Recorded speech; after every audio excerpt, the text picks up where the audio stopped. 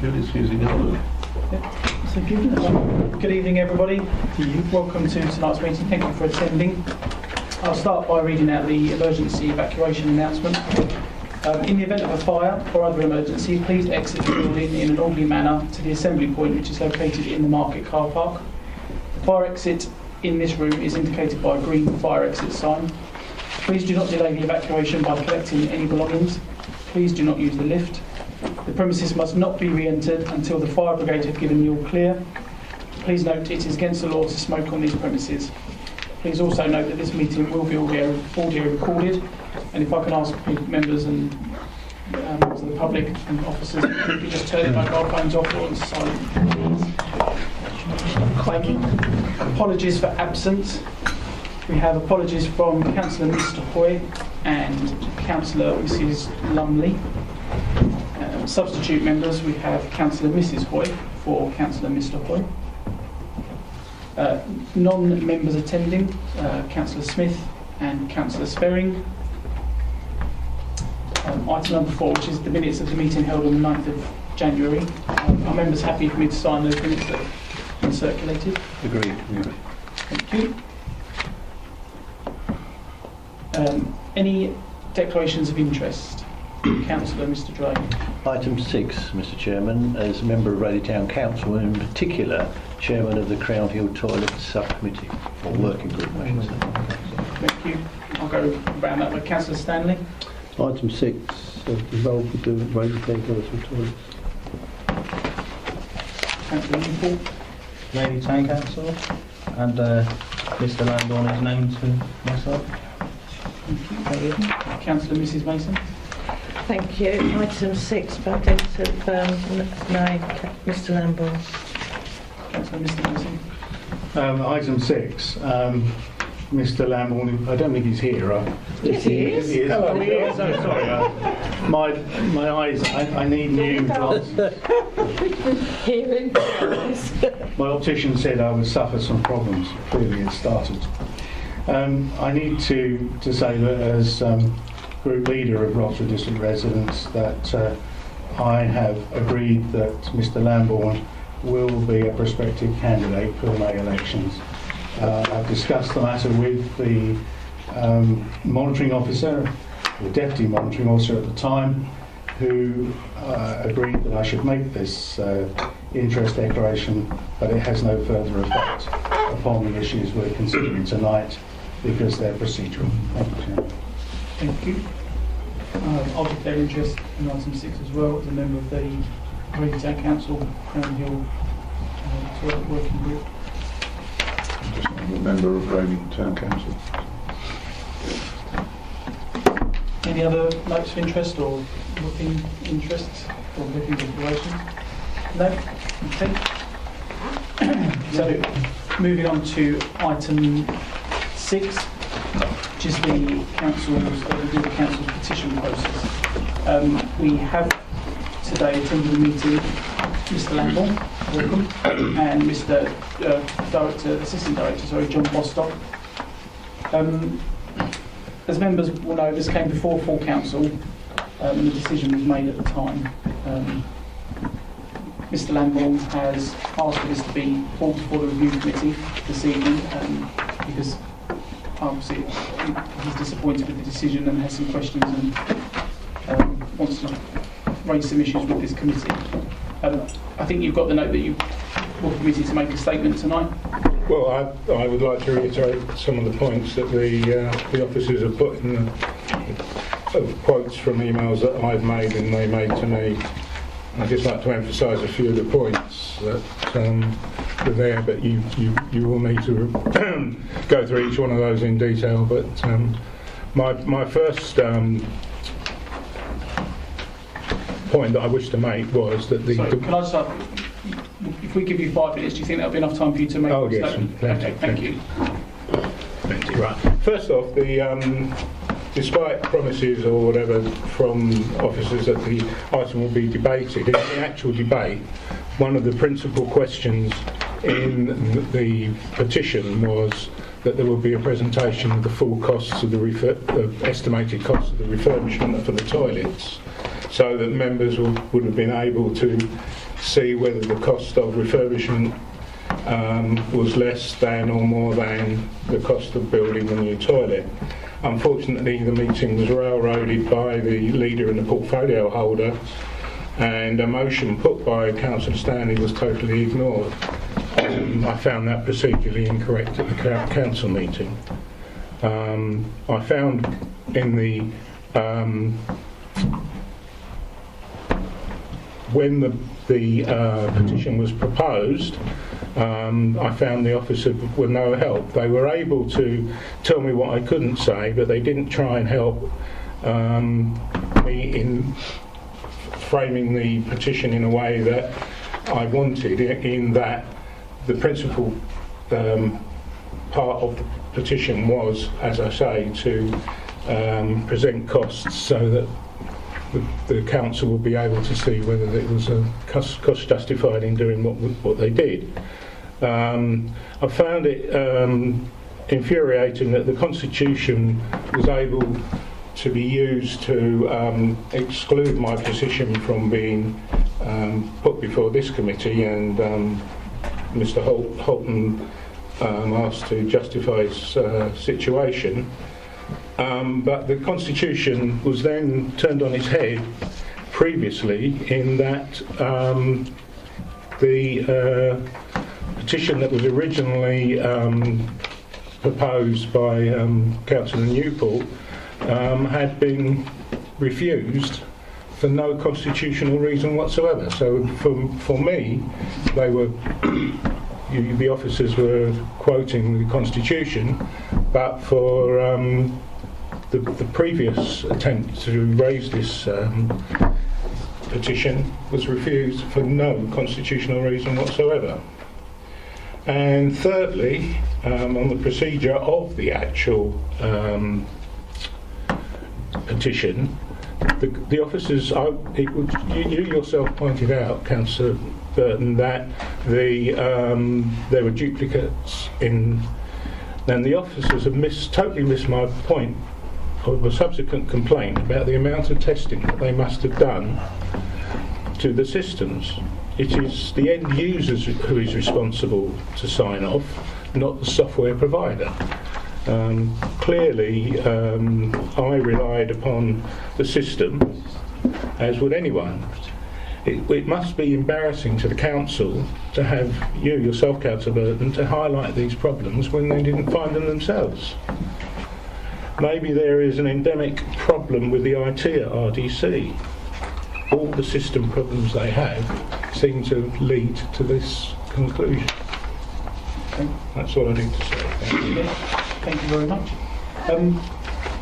Members will see in the report that there are some questions in the appendix that were raised by Mr. Lambourne, and there are some answers that have been provided to him, which was the email exchange that you basically had. The responses that you've got to those, I know that you've raised one in particular about the testing of the system. Overall, saying that you are 100% satisfied with regards to those specific questions that you raised in your email that you did receive a response on? Well, I'm just unsatisfied with, very unsatisfied with the fact that the matter was dealt with in council rather than being dealt with by a review, and also that the officers were made to justify the decision. I've looked at the business case that Marcus Holton, is his name, produced, which was the basis of the decision, and it doesn't include the costs in a detailed manner. Okay. And during the debate, all that was said was it would cost a lot of money. It would cost a lot of money, but nobody ever said what the figure was. Okay, thank you. So on that particular point, I'm dissatisfied. I'm dissatisfied with their answers on the testing, and I'm dissatisfied with the support that officers give to members of the public. They seem to. They don't seem to want to help us, but they're prepared to help their political masters. Okay, thank you. John Postock, would you like to respond at the moment? Are you able to, or would you like to respond to any of the comments that Mr. Lambourne has raised? Chairman, as you've indicated, Appendix B, starting on page 6.11, does provide responses. They are the responses that the officers would give. I think the only addition that's been raised, and I understand it, is that the full costing question. Although I'd need to go back to the prayer of the petition, I think if council had agreed the petition, then full costs would have come forward. That's the only bit additional to. Nothing to add, Chairman. No. Okay. Have any members any questions? Councillor Mrs. Mason. Thank you. I must admit I'm a bit concerned. I wasn't at the council meeting when this was heard, but I have here, I can see that that they would like to the current where fully costed proposals be presented to for the Crown Hill toilets to be refurbished and maintained. Presumably if that was part of the detail of the petition, then the council should have carried that out. And I don't know the answer to this, but there does seem to be a lack of clarity.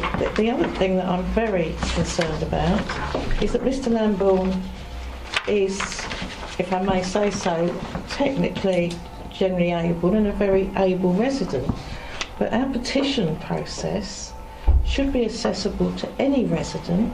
It should be easily understandable. It should be clear, and we should be able to communicate it to any resident. And it would appear that in this situation that hasn't happened, and I'm just concerned that going forward that perhaps there should be some greater clarity. Thank you. Councillor Mr. Mason. Well, you won't be surprised to hear I wasn't present either at the full council meeting that considered this petition. But I'm actually not going to comment about that. I do know that another resident contacted me on another petition to ask me what they had to do. And I must admit I got rather frustrated because I went to the page that he told me about. And I found I had to enter an email address or some form of ID. And no matter what I did, or he did, it didn't give access to the online basis. And ultimately I had to put him in touch with one of the officers in the member services to help him, because I just couldn't do it. And I became aware from a copy email, and I don't know quite how this copy email arose, but it was from the legal officer, and the legal officer sent quite a long email to somebody explaining a great deal more about the petitions process than ever I knew that was ever in the Constitution, and actually, interestingly, referred to an Act of Parliament. So I think I concluded from all of that I don't think we've got enough support for residents who are raising petitions. And I don't think it's a situation where we should just be answering questions. I think it needs to be quite proactive, because you've got to bear in mind these are members of the public. They are residents who have obviously taken an interest in something and want answers, and they won't understand which act applies. And this very strange act was referred to something about the Construction Act or something, and I was find it all very odd, because it was obviously the right statute, but it's not one that I would have found. And if I were trying to make a petition, I don't think, from what the council presented on its website, what they actually told this resident to do afterwards, and the email that I saw from a legal officer explaining there was a great deal more in the statute than in our Constitution, that we probably haven't done enough. Councillor Hookway? Yeah, I think sort of like as basic principle, we in other areas where the council comes into contact with the general public, we expect our officers to be helpful and assist them, with their queries and questions. That in particular with regard to issues about planning and stuff like that, it's the emphasis is on assisting the general public in their applications. So I think in this area, on something that would seem to be quite complicated and quite bureaucratic, we would expect that our officers to be as helpful with residents to help them through the process, rather than leave them to get on with it. Councillor Newport? Thank you, Chairman. Yeah, I did originally submit the petition and it was rejected, even though it's not in the Constitution that I am not allowed to submit a petition.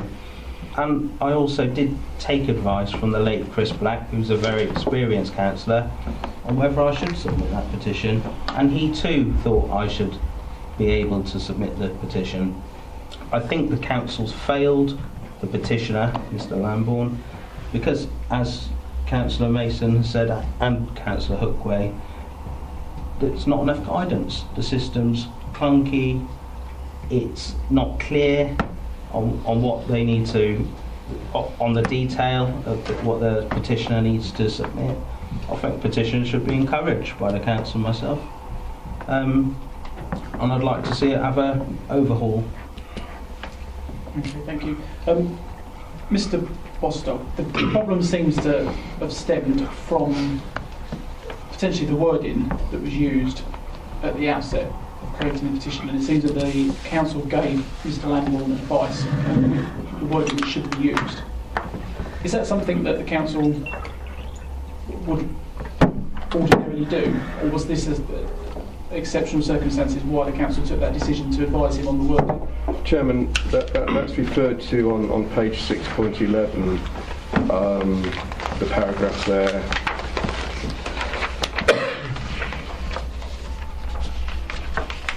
It's 3 words in our view. I mean, if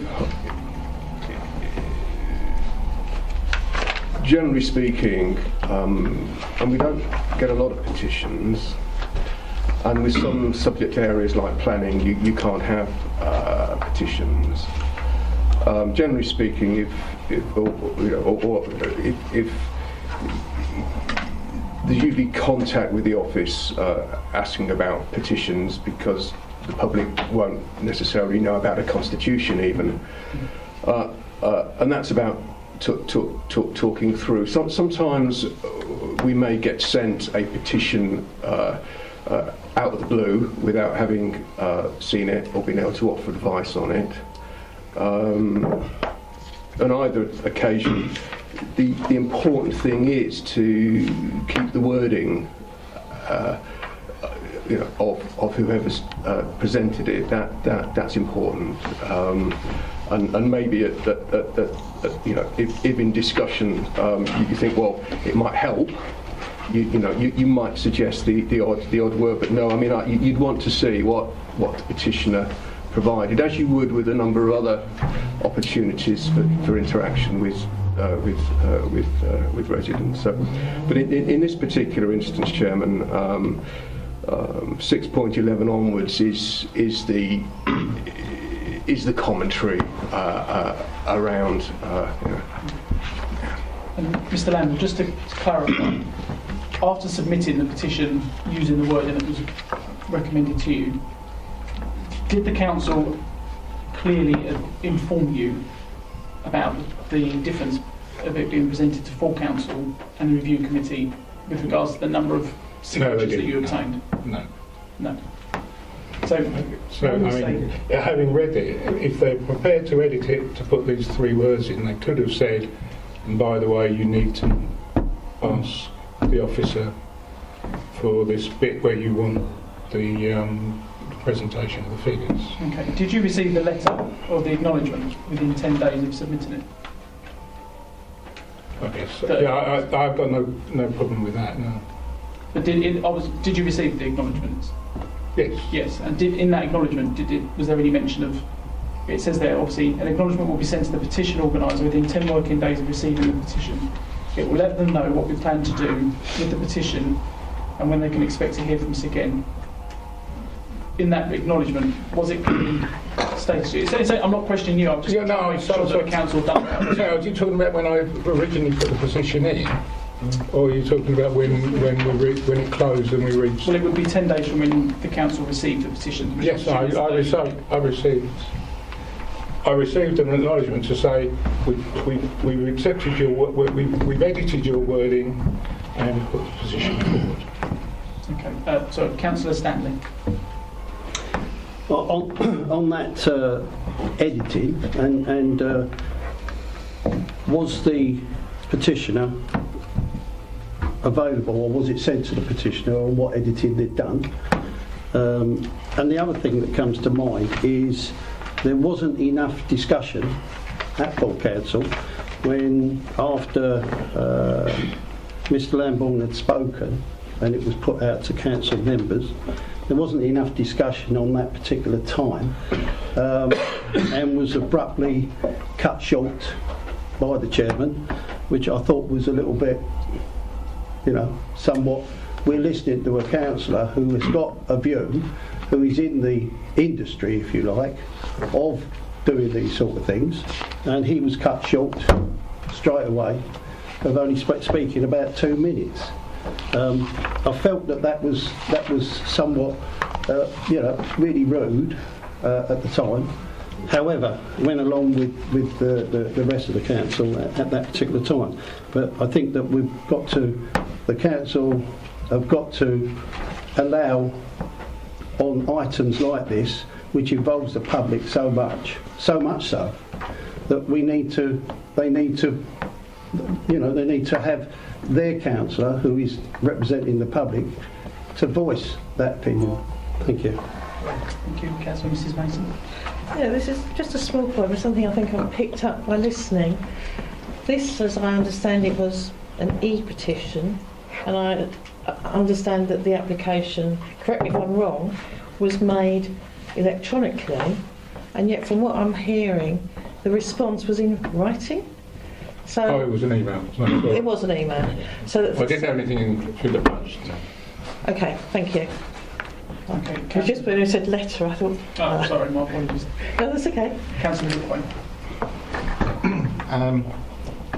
As the petition process forms part of the constitution of the council, and this is under review at the moment from a working group of this committee, is this something that working group is going to be able to look at in detail and make a recommendation back to this committee for any alterations? I think that would probably be my suggestion and my recommendation going forward.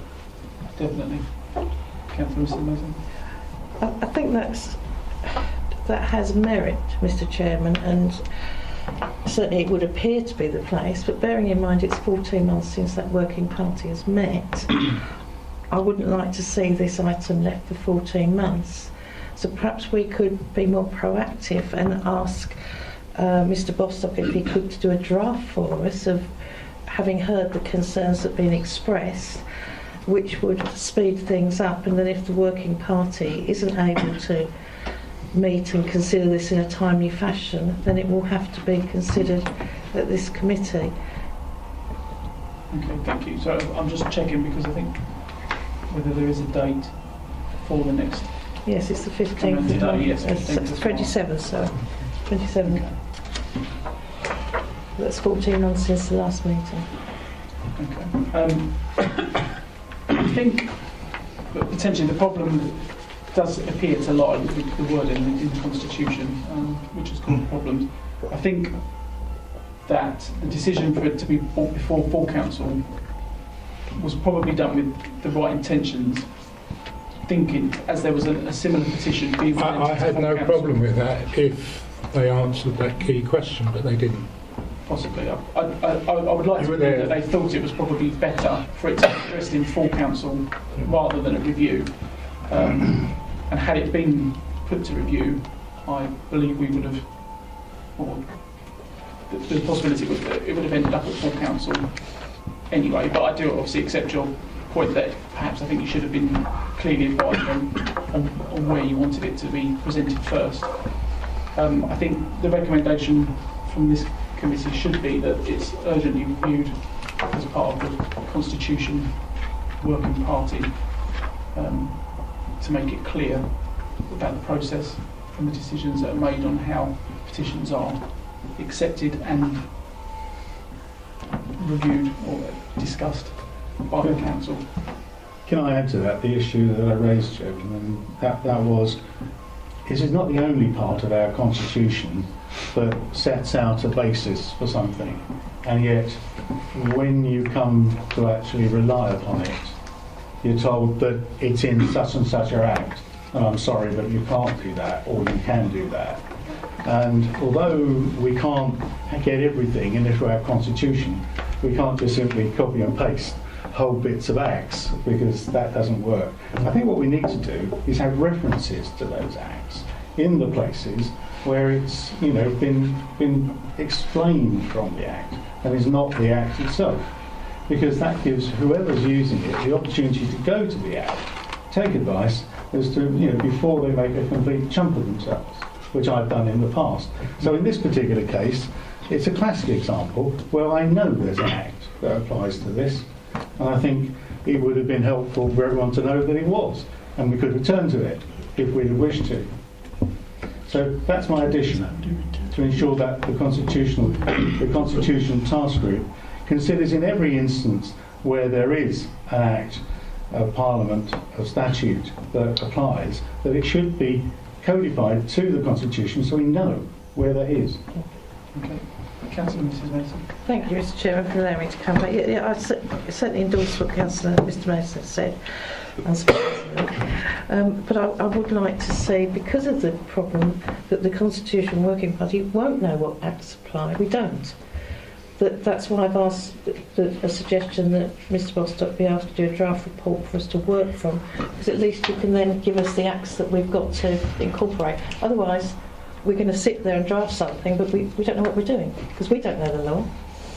We really don't. So, taking those comments into consideration, is that something you think you could do for us before the next Constitution meeting is the 15th of March? Do you think you could have a draft with the inclusion of the relevant act prior to then? For the 15th, It's actually the 27th. Yeah. the further back the better. 27.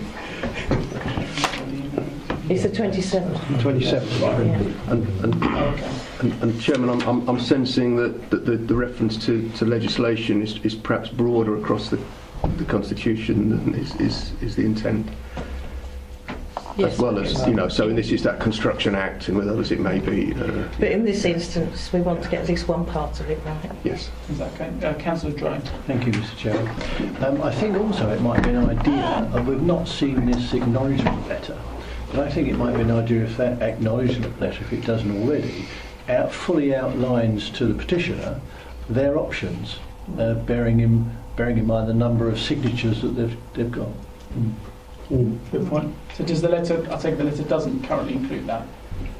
All The it acknowledgement email? says is we've put your Received your letter? we've received your petition and we're putting it up. And these are the dates. Sorry. I think we'd want to consider what could be an understandable communication for petitioners. I mean, it is the case that when a petition's received, there are numerous options that can be followed. They're sort of listed at the moment in the there's a number of various approaches that can be taken, and in a way it's finding a way that a petitioner feels comfortable with the information they're receiving. They feel they can ask any questions, and it's worded in plain English. If those options are listed in the Constitution, in the acknowledgement, does the acknowledgement advise the petitioner where to go to find that in the constitution? Or does it Well, apply? in the liaison and acknowledgement, it would be indicated that there are, that there's various considerations that the council can give, but again, it's about keeping it, sort of keeping it simple, isn't it, in terms of general understanding. We want to look at that, I think. Yeah, I appreciate that. But keeping it simple would be to advise the petitioner of the options they have, because if it's where we haven't, that's why we end up with where we are today. The options that are available to the council, they're listed in this report again. The council can do a number of things, including refer it to other bodies. And I understand that it can do a number of things, but does the petitioner, the organiser of the petition, know that? Is it clear to them what those options are? Or do you think it could be made clearer? I think we'd like to look at whether it can be made clearer as part of how the wording in the constitution could be more easily accessible, notwithstanding references to the legislation things.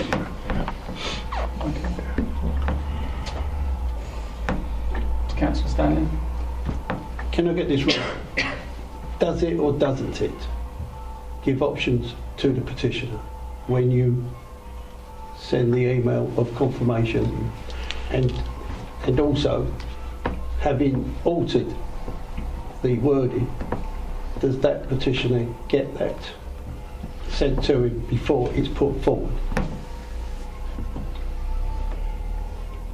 The options that the council has when it's dealing with the petition are in the constitution and a petitioner. They're not the options for the petitioner, they're the options that the council has, and the petitioner should be aware of that, and we'd want them to be aware of that. In terms of if there is any adjustment to wording that's proposed by the petitioner, it's important that they think on that, and they might not want to change it if there is any suggestion, and if it's suggested, it would be with a view to help. Sorry, John, I've got to jump in here. It's not that the petitioner has changed the wording, it's the council that's changed the wording for the petitioner. And does the council, does it or doesn't it, give direction to the petitioner on the return of saying that we have got your petition? Just say yes or no. I mean, that's all I want. If it doesn't, then we've got to do something about it. If it does, then that's fine, you've done it. But that doesn't give the petitioner. It's all right for the council to take different views or different attitudes, but the petitioner needs to know where the council is going. And if the council doesn't forward that information, they don't know what they're doing. Okay, I think at the moment what you're saying is at the moment it's not included in the acknowledgement. It's literally the options that the council has on how it deals with the petition are to be found in the constitution. I think what we're saying now as a recommendation probably is that whether the council needs to consider how it makes those options clear to the organiser of the petition, whether that's included within the acknowledgement or whether reference is made to the part of the constitution that the petition organiser needs to refer to, so that it is very clear. I think that's the members in agreement with that. Yeah. So the recommendation going forward would be that if you can draft that by the 27th with the inclusion of the relevant acts, and whether you could also review how the petition organiser is informed of the options that the council may take with regards to reviewing their petition. Is that okay? And are members in agreement with that? Agree. Sorry, Councillor Mrs Mason. I'm not disagreeing, but I think there's one point of view that I am more concerned with, actually. In the petition it said, and saying I wasn't at full council, so I don't know what was said, but most of you here were, and you're aware. There was a petition which the Rochester District Council decided would be heard at full council. Rightly or wrongly, I'm not debating that. It's obviously within the council's gift, and they decided that was the best option. And I'm not criticising that decision. What I'm concerned at is part of that petition was residents' demand that this is addressed in council where fully costed proposals be presented. Now, if we have a petition requesting something and we're debating it, and from everything I'm hearing, that part of the petition was totally ignored. Now, can I have a question? Am I right? Was that, because if that has not been, that part of the petition hasn't been addressed, then obviously the petitioner has a complaint under the process, and I think that's quite serious.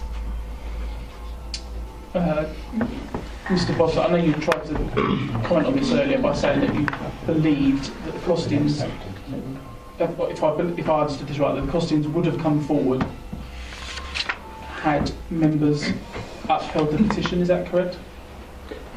Yes, I'd have to read the prayer of the petition again, but yes, if they'd agreed the petition, then there would have been a need for fully costed proposals to be drawn up and brought to council. Yeah, that's yeah.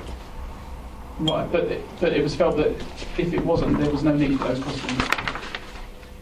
Is that correct? So we ignored the petition.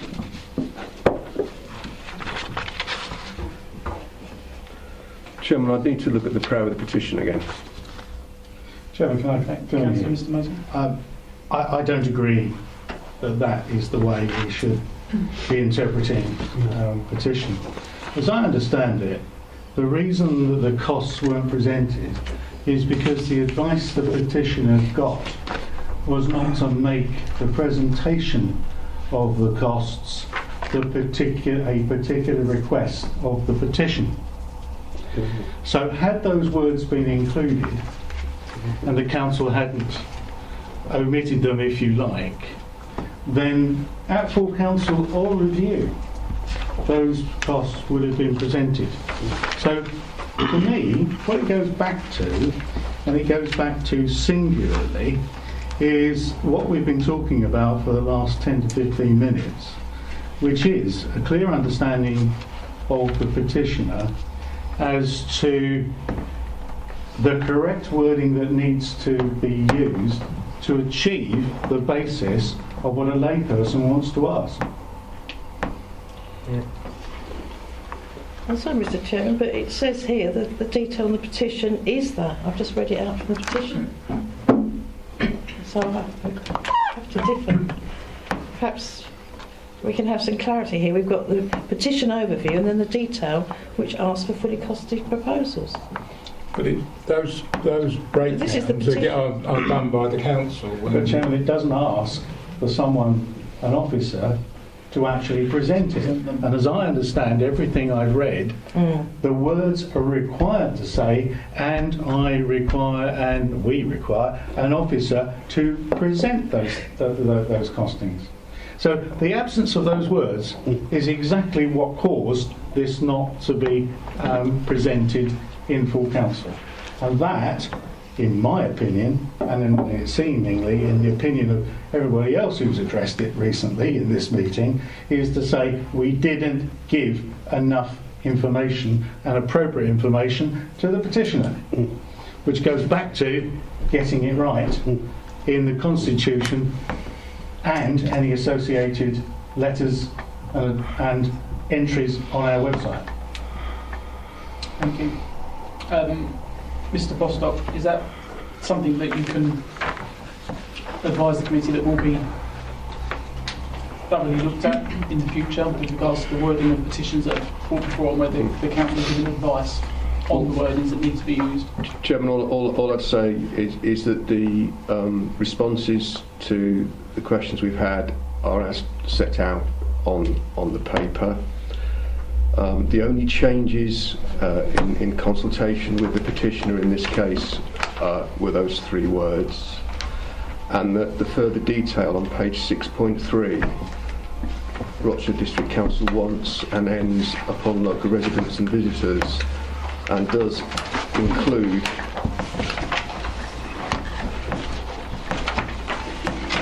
this is addressed in council where fully costed proposals will be presented for the Crown Hill toilets. In the first instance, the petition was put before council, and notwithstanding that if there'd been discussion with the petitioner, then those sort of things could have been teased out. If the petition had been agreed, then fully costed proposals would have had to have come forward. Right. But However, you know, I understand But as a entirely. recommendation going forward, I think the issue that you're raising is that if the council are advising petition organisers with regards to the wording of the petition used, there really cannot be any ambiguity within that. It's clearly best not to have ambiguity. Yes, Chairman.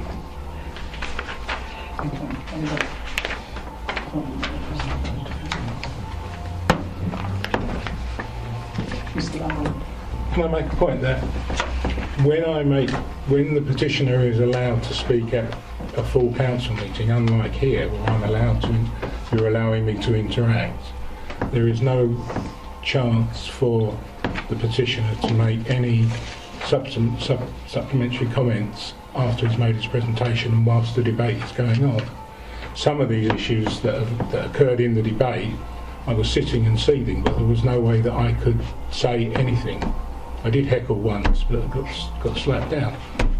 So maybe the constitution should be changed also, that when a petition goes to full council, the petitioner is allowed to make a presentation and also to ask supplementary questions. I think that's something that can be considered with regards to that point. I think that's you can consider that. Yes, Chairman. It's about. Yeah, that's right. Okay, thank you, Councillor Mill. I'd just like to suggest that as we have a communication strategy and we have tell me more and all that, we do all this in the spirit of that. Let's, make use of our facilities that way. Then we've got clarity and transparency, and we wouldn't be probably having less problems in the future if we want to look at it that way. And there's certainly a policy of this council to improve communications. It's an issue with me. This comes with that. Getting advice, it's almost like saying that someone will be an advisor or an elmer, as it were, for some member of the public coming in who's got a serious question or wishes to go down that road. Just to make it better. The process better. Have any members got any further comments? We do actually hold ourselves as transparent and helping residents in our communication on whatever emails we put together and what have you. And I think it hasn't come to the forefront of this particular issue. And I think that's something which we should be opening up and getting into it. Okay? Well, I think And what you said is correct, yeah. Recommendations that this committee is making, hopefully we can avoid instances like this again. Are members happy with the conclusion and recommendations that we put forward? Yeah. Are you ignoring the system issue? The lack of testing and the system not being fit for purpose there? I don't think it's ignoring. I think as members obviously reading their report that they've had, if they have any questions they would raise them. I think a lot of the testing is out of our hands as a council. And I believe the response that was given to you, for me personally... Yeah, I spent 30 years as a software developer. That was a rubbish answer. Okay, you're entitled to your opinion, obviously, and I fully respect that. For me, I had no questions with regards to that aspect of the report, and no other questions came forward, so... Chair, I want to be completely transparent because I believe I've seen comments from council officers on that very question, and I believe it's been addressed. I believe members were advised that it was addressed. I believe members were advised that the testing, the subsequent testing, revealed that there were issues with the software and that the software supplier has undertaken further development work to close those those error points, and the council will, and I assume will have now completed a user acceptance test on that software to ensure that duplicates cannot be introduced in the manner they had previously. So that is being completely transparent, because the answer you have received in the papers isn't everything that the members have had, and it wasn't marked confidential, so I'm revealing it. Okay. Thank you. Okay, thank you very much. Mr Lambourne, you're more than welcome to stay for the rest of the evening. There's live football on. Much more interesting. Thank you very much indeed. Thank you. John, you I'll be may staying with the meeting.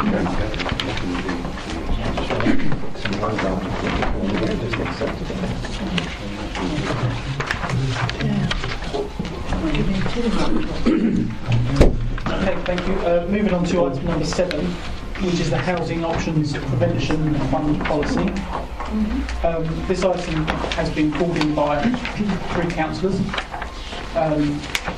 It was called in as responses to some questions raised at the time haven't been answered.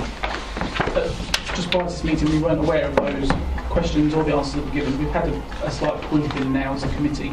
I understand that there have been some exchanges subsequent to those, which may have resolved some of the, or answered some of the questions that were asked. If I could perhaps start with councillors, Mr and Mrs Mason, as 2 members that called the item in, just to ask. I'm certainly happy.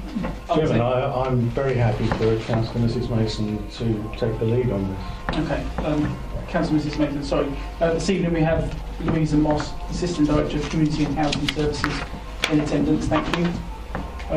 Councillor Mrs Mason, if you'd like to just...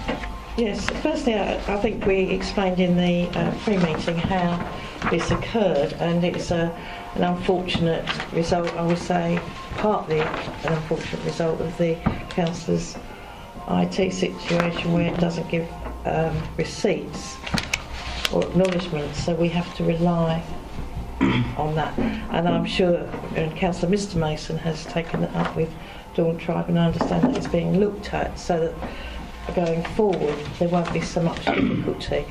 Having said that, I'm very unhappy that the portfolio holder is not here, and I would very much like to thank Louise, who, in response to the questions that I've given her, you can see here these are the remaining ones, has given very full and comprehensive responses. Unfortunately, the final response came on Thursday, and we were away for the week. It's my birthday, so we were away for the weekend, so I hadn't had time to go through the final ones. But there's just 3 things really that are outstanding that I would like some, if not further clarity on, further consideration on. The initial report gave a saving of £131,000, and I don't want to go into the detail of how that was guessed at, and I now understand that it was a gross saving without the cost of the debts that's been incurred, but I do think it should be made clear in reports that that is an estimated saving and not an actual saving, and that is something that I would like to consider. So on that point, I could go into further detail, but I think that's something that's important that we would note. It's not money that we have actually saved, it's money that we think we haven't spent, which is a different perspective from an accounting point of view anyway. I was concerned about the level of debt, which is 50% of the cases outstanding, and I can understand that these people are in a difficult situation, but I can't think of any other situation where 50% of situations would be in a debt situation. It does seem to me that the criteria perhaps needs to be looked at, so that's a question of whether that is being looked at. And before the final point, I'm sure Louisa can clarify this for me. I have an issue where you're saying that there's a disconnect between no history of eviction from a property in the last 3 years because of rent arrears. I'm sure you can understand this one. It's not clear because as eviction is not always a result of rent arrears and the attention to lend funds for rent arrears, and you've said no assistance for prevention of funding will be considered for clients who have a history of rent arrears. But if we are lending for rent arrears, but they may not have been evicted, I mean, there is a lack of clarity on that, as I think you'll understand. So you're saying if someone has put up landlords put up a client's rent and they can't pay it, then they have by definition a history of rent arrears. So there's a slight contradiction there that I think we need some clarity on. I mean, just on that point, I can understand the confusion when reading the policy, because as you say, in one bullet point we're saying there's a history of rent arrears, we won't give assistance, and then in another paragraph, almost immediately afterwards, we're saying a rechargeable element is for rent arrears, and I understand. I mean, I've had a bit of an epiphany myself. I'm thinking that's not very clear. So I think I need to go back and word that a bit differently, because I think I've explained in the questions the rent arrears comes about is when normally, as you say, we always look at the history, and when a client comes in and says all of a sudden like the landlord's put the rent up and we can no longer afford it, and over a period of time we've just fallen down. So there's no history, it's just that immediate response to not being able to afford the rent as it is now. So I think what I need to do is clarify that, because anyone looking at this on the internet going forward is going to say, well, I'm in rent arrears, I'm just going to go and get some money and get it topped up, and that's not what this is about. Yeah. So I'll go away and clarify that, but we're still going to be giving it for those circumstances where people do fall in rent arrears because of the unexpected, unanticipated increase in rent by the landlord, which is quite common, to tell you the truth. And can we look at the criteria for actually lending, because the debt percentage of 50% is high? Well, I think at the moment, as I said, I think the outstanding amount is about 22,000. I mean, obviously, I could get advice from Matthew and Naomi, but I mean it's ongoing. Obviously, it goes into the debtors' situation, and then they do follow-up letters, legal get involved, etc. I don't know the final outcome of what that debt is, but I think it's pretty good. I mean, I'm not too sure how we can amend this criteria any further. Okay. I mean, it's all based on budget planning. It's not as if the clients can't afford it, it's their choice at the end of the day. I mean, and it does make it awful for us, because we just want to reduce that debt as much as possible, because we don't want these people coming back into our service, because it creates further problems. Thank you. And the final question, Mr. Chairman, if I may, I mean, I think that's clarified that as far as we're able, and thank you for that, Louise. But the point, and this is not a point really that I think the Assistant Director should be responding to, this is a point I would like a written response from the portfolio holder on. This relates to Section 7 1996 of the Homeless Act, Housing Act, and what members may or may not be aware that when a person has what's called an assured short-hold tenancy, there's a limit to that, and at any time the landlord, for no reason, no fault of the tenant, can give notice, and the notice is called a Section 21 notice, which gives 56 days, 2 months roughly, 2 months notice to leave the property. Now, at that point in time, the tenant is aware that they have to vacate, and it is difficult to find often a similar property within their budget with their special needs. They may have children, they may have pets, and landlords can and are often very fussy.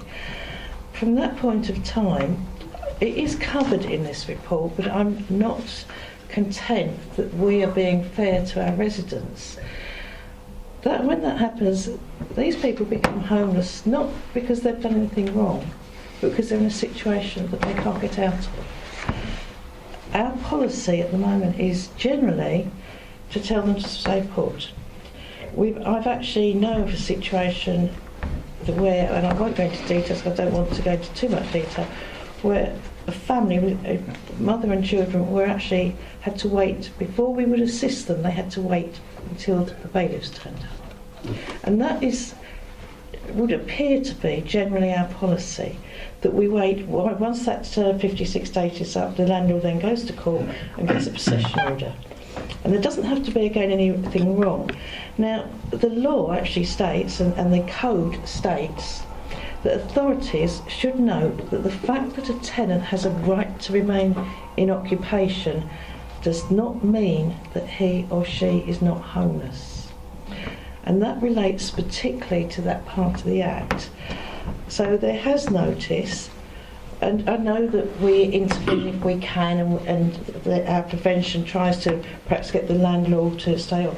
But generally speaking, we know at that point in time that we should or may have a duty in 56 days. What I'm concerned at is that we seem to have a general policy of telling our residents to stay fit, stay where they are in situ. Now, I can understand that from a financial point of view. It makes absolute sense. It's a no-brainer. But we're not talking just about finance. We're talking about children. We're talking about people. The stress that they're under is unbelievable. And at the end of the day, I don't know if this is generally known, when they go to court, because they have a possession order, the landlord has a possession order, the landlord, not only does the tenant end up with a county court judgment, which probably doesn't do much good for their future prospects of renting, but the landlord can actually claim back the costs of that court action because it was unnecessary, because they've broken the contract. So we're putting a vulnerable person into debt and through stress through our policy, and it's that aspect that I would like to hear the portfolio holders view on, because I know it's covered in your report to some extent, but I don't think that we are being fair to those very people in that difficult situation. We should not be saying to someone, sit there until your landlord gets a court order and the bailiffs comes around. So are you asking, just for clarity, you're asking the portfolio holder to confirm that they're aware, firstly, of what you've just explained to the committee? I want them to explain that they're aware of it, and I want them to clarify their policy on it. Because in the document here, it is not clear. The code, this is a code, says we should not adopt a general policy. We should, and as I say, if they remain in occupation, that 56 days does not mean that they're not homeless. I mean, there's a lot more to it than that. This is a simplified version. But I'd like the portfolio holder to look at that aspect of the code and to compare it with the policy that he has endorsed, and hopefully improve it so that our residents are not subject to unnecessary stress and further costs that they can't avoid. Okay. And are members happy with that? Sorry, Councillor Hook, are you? Yeah, no, thank you, Chairman. I wonder if Louisa could tell us at what point does the council have a duty of care to someone in that circumstance? I think, I mean, as I responded to Councillor Mrs Mason, it's really, it's not until the tenant's legally required to vacate the property. And as Councillor Mrs Mason said, that sometimes can be at the time of the warrant. The only thing I would say is that obviously government has recognised that, this does sometimes happen, and as you say, it does cause undue sometimes stress, regardless of where we can support. And the Homeless Reduction Act will bring these kind of scenarios a little bit tighter, as in we've got a duty now to, we've got a longer time to prevention, and there's a stronger duty under these circumstances where there is a risk of homelessness. So we will be stepping in at a much earlier point than we are at the moment. Can I come back on? I mean, that's not the answer, but what I'm saying is, Thank you. It would seem that there's potential from advice that might be given to someone that they might be advised to do something which would ultimately cause them, not necessarily at that time, but sometime in the future, to seriously affect their financial position. in relation to their credit rating. I think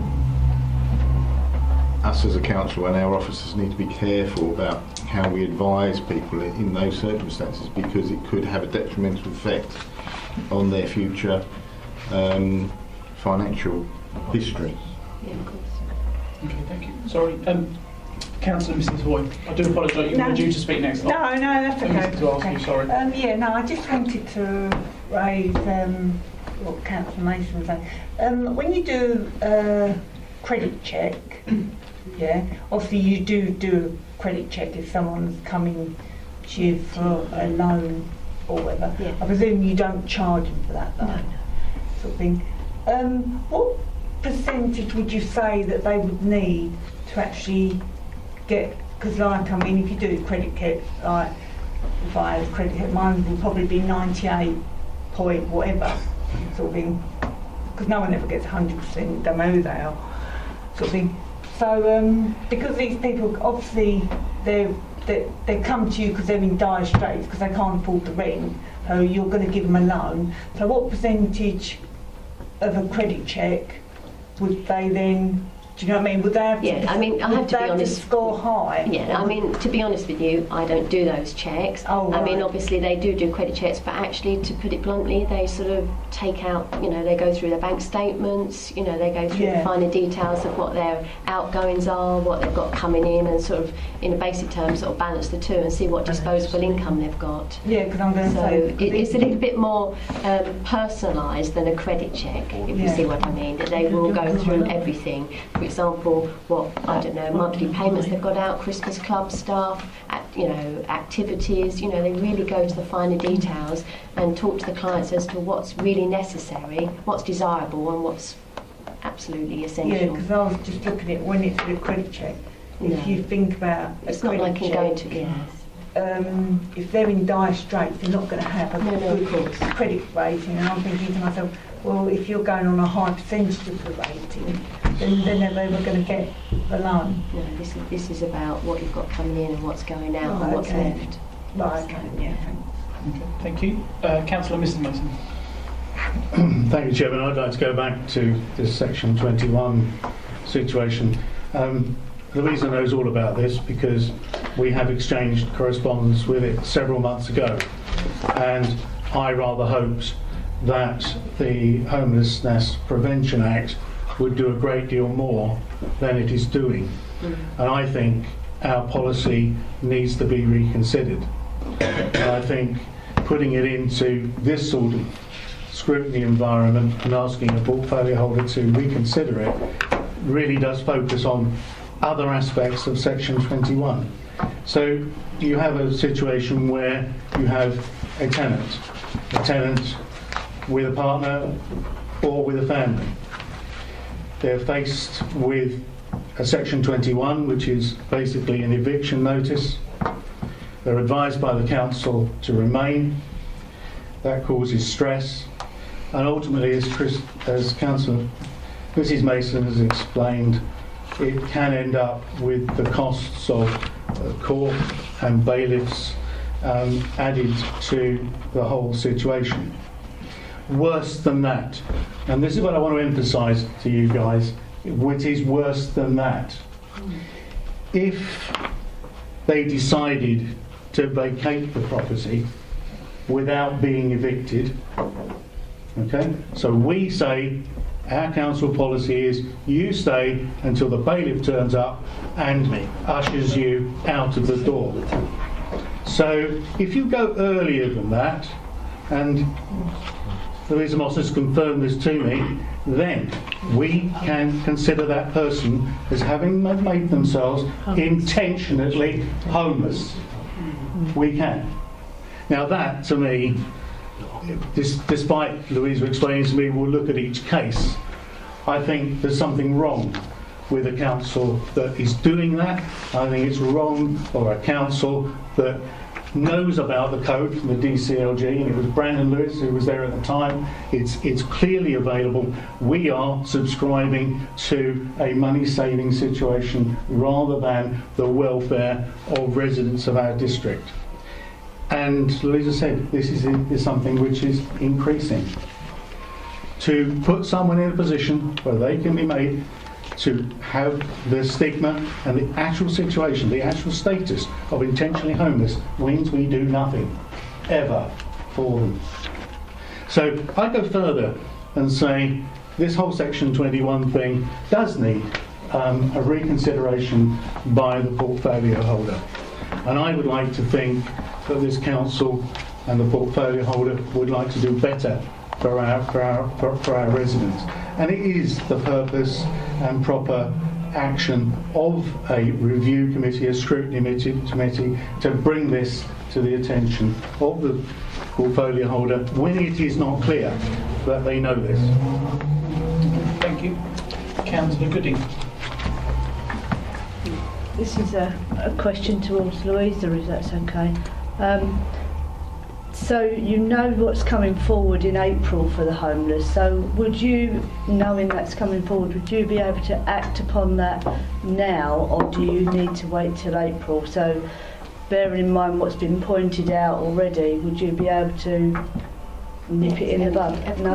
Of course. I mean, it's about early intervention, and it's about, as you say, someone can come through the door and we can say stay put, but I have to say it is quite rare that we wouldn't then give immediate advice and start intervening, but it's about adopting an early intervention approach, perhaps a couple of months early before April, which we'll have to do. I'll come back on that. I can honestly tell you it has happened. Okay. We have sat on our hands with a family. Louisa knows exactly who I'm talking about, and I'm not going to reveal their name and circumstances on a public recording. But we basically, yes, we did nothing. We told them they could do nothing. We told the landlord that there was nothing the council could do. The landlord had to proceed to a possession order and incur the costs of court action and a bailiff.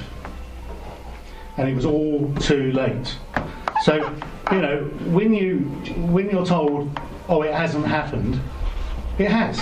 It has.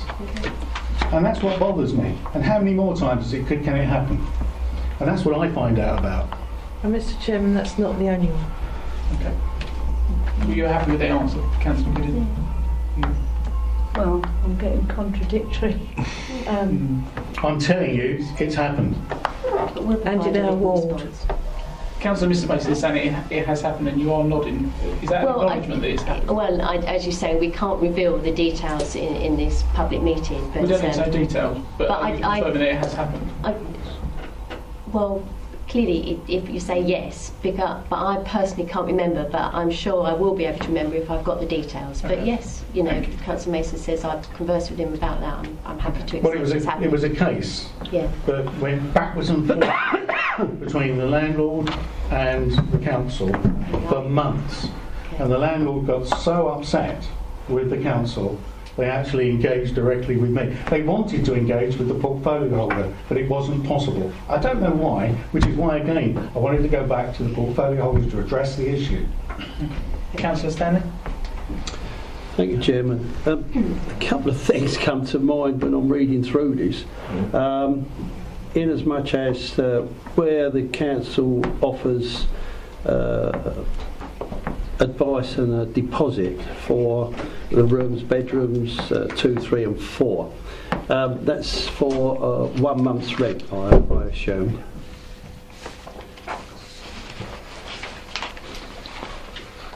Only 1 month's rent. Is that right? Yeah, it's just a rent deposit, a rent advance. Yeah, only one. 1 month. It's only one. Yeah. So if the applicant can't come up with the rent that is to the, are they able to get another month's rent? No. So when we're looking at that situation, where does that person go? Because obviously, like, if you're on a monthly paid basis and you're in debt in any case, because this is where you are with the council, you've got to pay off your debtors or whatever it is, it's hard for you to afford the second month's rent. So if that doesn't come across, and this is where we're getting into areas where they could be evicted, are they able to pick up anything from the council after 1 month so that they can establish? I mean, it takes time to get yourself established on your feet and everything in the way of if you've been evicted and what have you, and you owe money and you've got to survive somehow. Not only have you got rent to pay, but you've got electricity, gas and food bills, and you've got a family and what have you.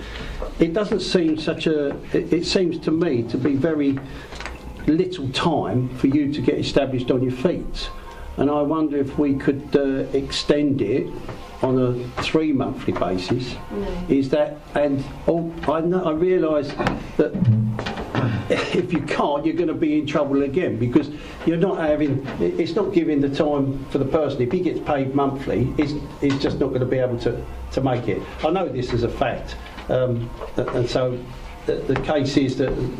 Sorry, Councillor Stanley, what's the question? Well, the question is, I see we've got the prices there, that sort of thing, and it's an interest-free loan, but it's only a 1 month free loan, if you like. So are you asking? And I'm asking if it's possible to extend that. No, this is for a rent deposit or rent in advance. Yeah, I know it's a rent deposit, but it's not their monthly payment. But it's just in advance. But they've still got to pay.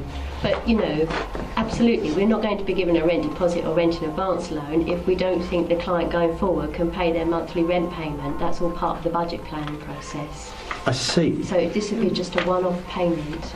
So if they come to you and turn around and say that they can't. The landlord will obviously take the money out of that advance rent that you've allocated to that person, and they can't pay the next month's rent. No, we're not going to give it to them. You're not going to give it to them. So they will be basically Section 21 will be out on their ear in 30 days. Aren't we not going backwards instead of forwards? That's the whole part of the housing advisory conversation, isn't it? We're not going to be entering into financial incentives for someone that can't afford it going forward. And as I say, if that means in Section 21, then we're going to have a further conversation about what that means for them. But we're putting somebody back in the homeless. Mr. Chairman, can I?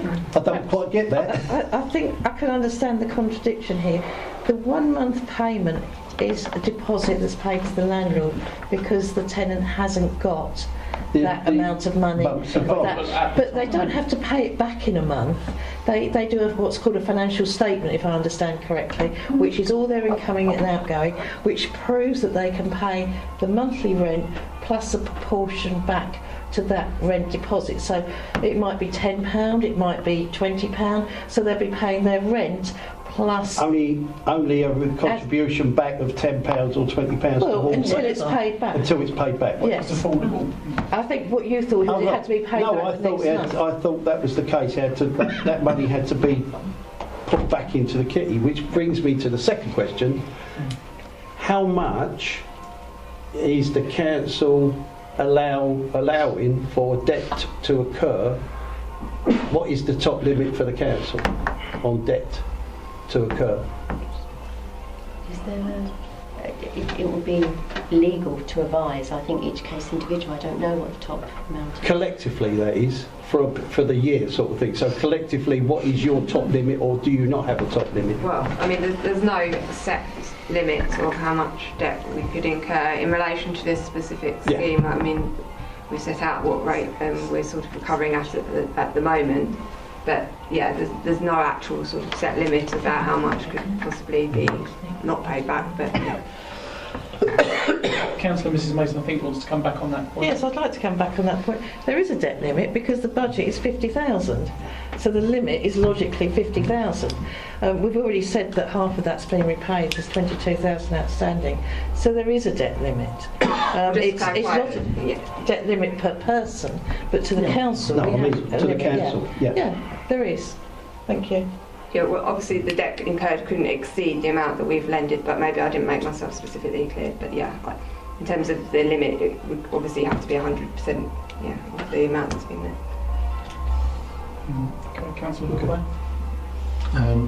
Thank you, Mr Chairman. Thank you, Joan. It's on the basis of Councillor Christine Mason stated about 50% being outstanding debt.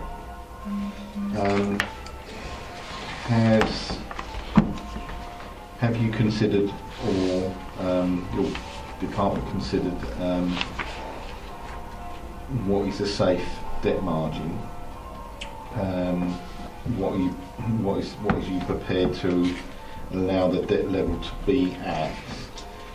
And is there, with the increasing number of homelessness and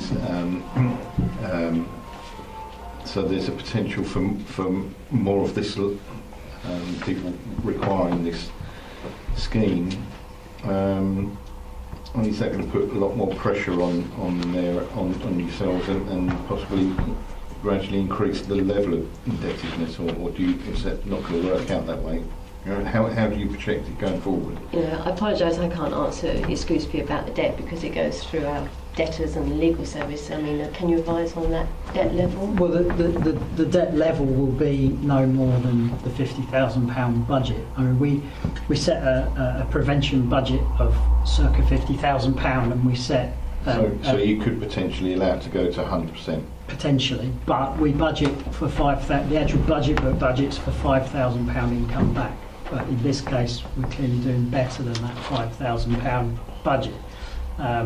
But the budget allows for up to 90% of debt. Okay, thank you. Councillor Mrs. Hallway. Yeah, I just wanted to come back on your figures for your deposits. A single shared room rate 290 sort of thing. I mean, do you think these figures are like, I mean, can you, because you're saying that it'd be a month, you're paying a month's rent up front and then they'll just pay it off gradually or whatever. Yeah. Well, in Rayleigh, can you rent a 3-bedroom house in Rayleigh for £810? What happens if they come to you and say, look, I've looked everywhere for a rent, yeah, but I can't get anywhere near £810 a month? Would you then up it, or? We would have to look flexibly at that, yeah. Oh, right. And compare it with what it would cost to put them in temporary, yeah, definitely. Right, okay. Okay, thank you. Members, no further members have indicated to speak. Louise, we started at the beginning, but I think you accepted that you had to tweak some of the wording in the policy anyway. I think you've probably got a good understanding of the points that members have raised this evening, in particular with regards to referring this back to the portfolio holder. If members are happy, I think as a committee I gather that we would want to put this back to the portfolio holder and Louisa to review the aspects or the points that we've raised this evening with a view to it coming back. So, Chair, will we be asking the portfolio holder to come back and answer these questions? Yes. I think that was listed, wasn't it? Well, Councillor Mrs Mason's talked about a written response. I'll be guided by you. Do you want a written response or someone to come back? The reason, Chairman, that was considered, and it was only a consideration recently prior to the meeting, is because obviously one doesn't want to hold up a policy that's going to benefit residents who are already vulnerable. So there was a thought that said, it needed to be called in because of events. But then at this committee we know that there are issues that do need to be resolved. There are issues that Louisa Moss has already resolved, so that makes it easy for the committee to track that she does what she's told us she's going to do. But the issue of Section 21, I think, is almost separate, although it's included within the prevention policy. So we could do this one of two ways, as you suggest. We could have a written reply from the portfolio holder as to the council's policy in all aspects of Section 21 and the DCLG's advice, and whether or not further consideration for change of the previous policy is possible, and we could have that back. Well, we can have it. We can have it back as individual members of the review committee when the portfolio holder actually decides. Because what we're asking the portfolio holder to actually do is, we know what the current policy is, to reconsider the policy as a result of this report. You're independent, you're happy with that? I'm hoping that enables those who would benefit from this policy will do so immediately. Yeah, thank you. Is what I'm trying to get at. Is that in agreement with members of the committee? Yep. Okay. Brilliant. Thank you very much.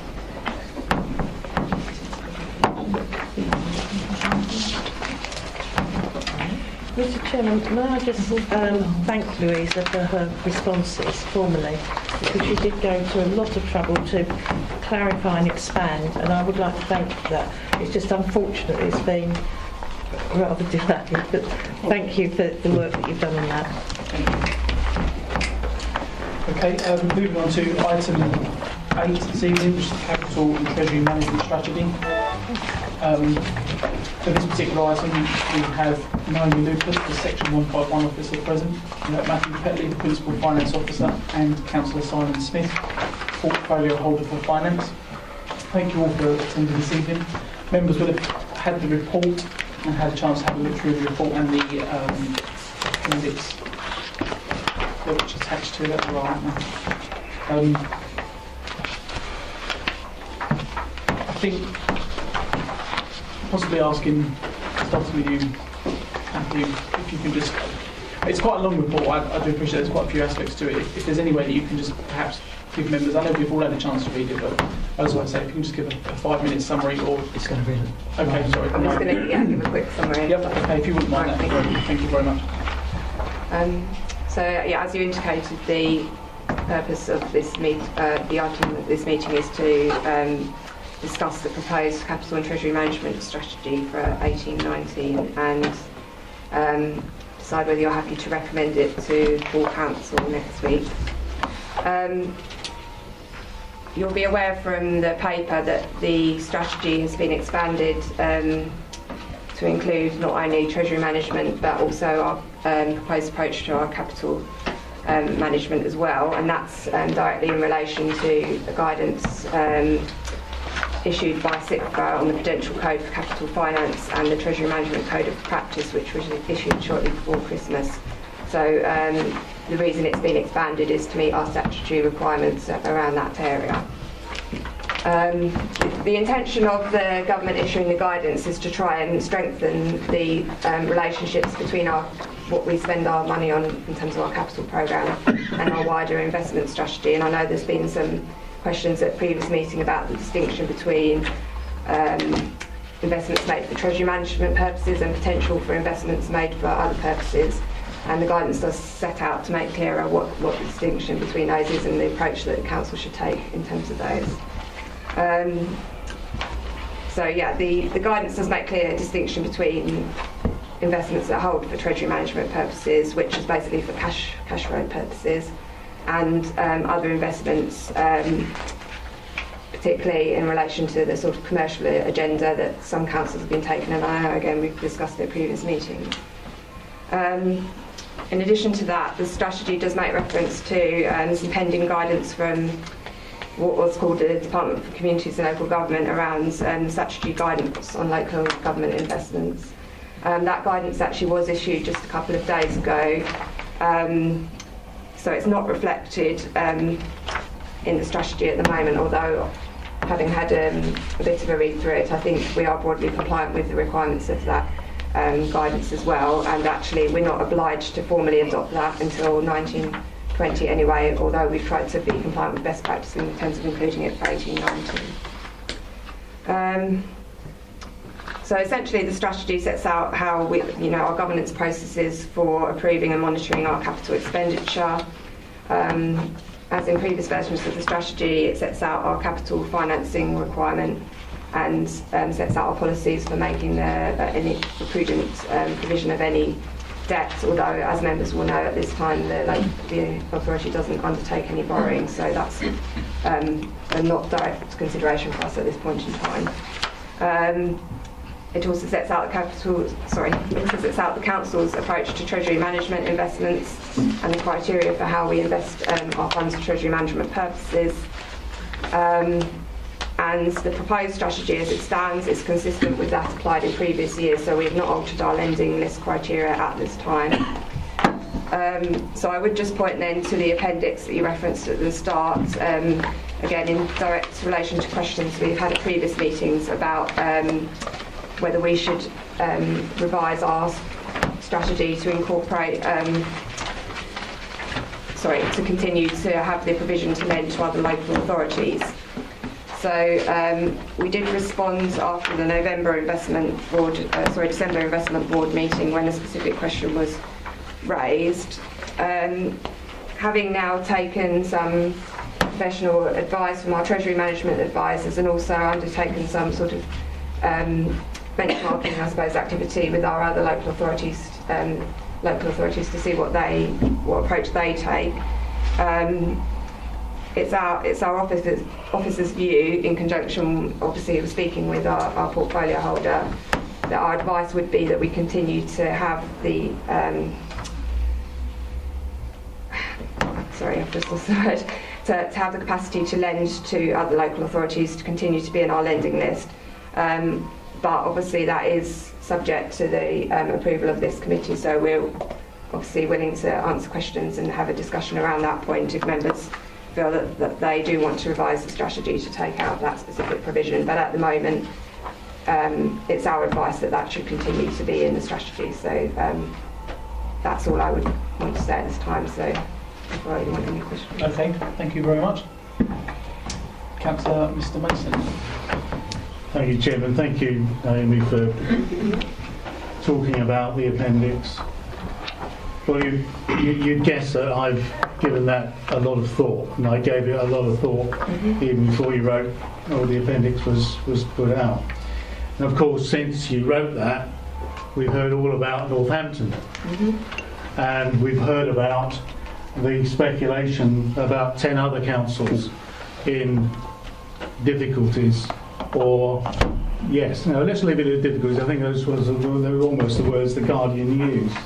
So it's far more widespread than just Northampton. And that was what I was concerned about when I originally raised this several meetings ago. So one's instincts and professional instincts are right. And I feel comfortable with that. I've predicted all sorts of unfortunate things happening in finance, and they do happen. You know, when somebody starts bidding up interest rates, the professionals know there's usually something wrong. They're in dire need of money, and they can't get it from the sources they would normally get it from, and therefore they bid higher to attract investors. And that's exactly what happened in Iceland and latterly in Cyprus. And we all know where those situations end. We've got to be very, very careful. If we were to just accept a few extra points on the interest, that may not go anywhere near outweighing the risk, the extra risk that we're taking. And although it's said that no government would leave another council indebted from another and not step in, I get the feeling it might be some time before that happened, and then we'd have to find our own financing rate to do that.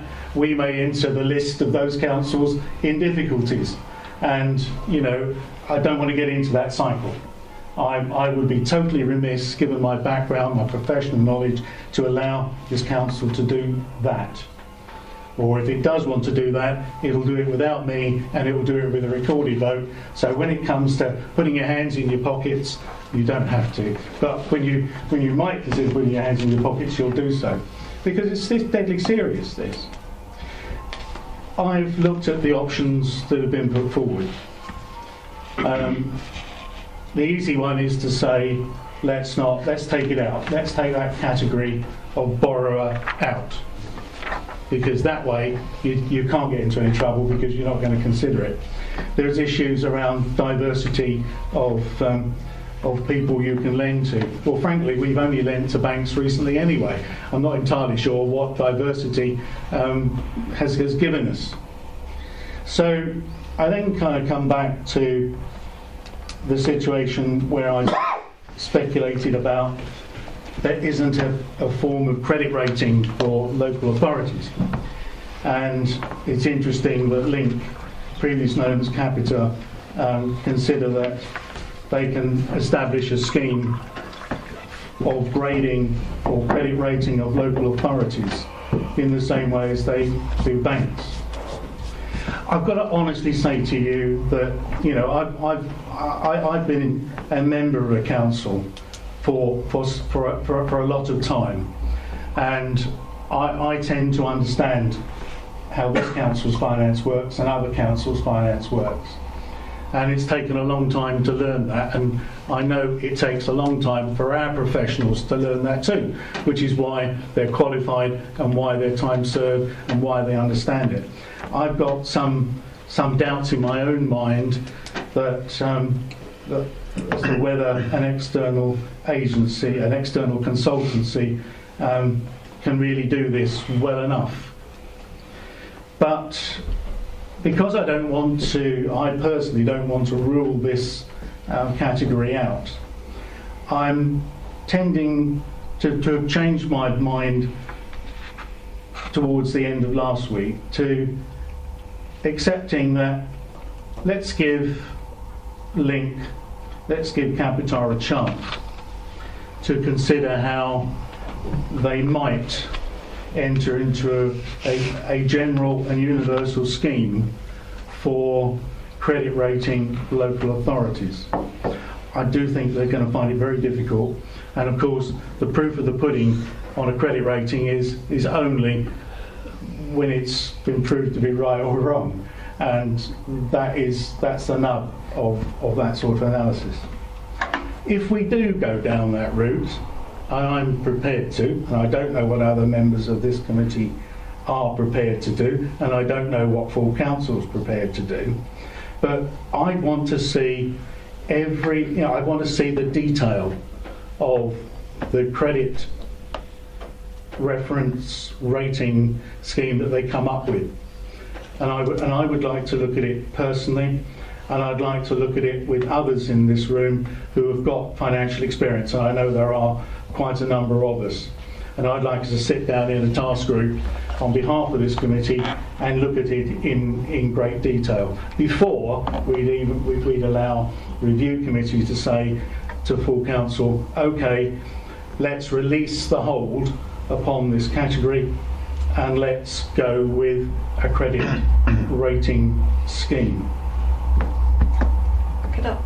I don't want to interrupt you, but could I just come back on that specific point, just to make absolutely clear for the avoidance of any doubt for the committee that Link Asset Services don't undertake credit ratings of individual local authorities, and having spoken to them last week, they've absolutely no intention of doing that either. So I apologise if I've caused any ambiguity in the wording of the report. Well, but there's no... That's the way I've read it, and okay, so it seems quite clear to me. So I've just wasted, I'm sorry, members, I've just wasted your time listening to an argument that I thought was going to be helpful.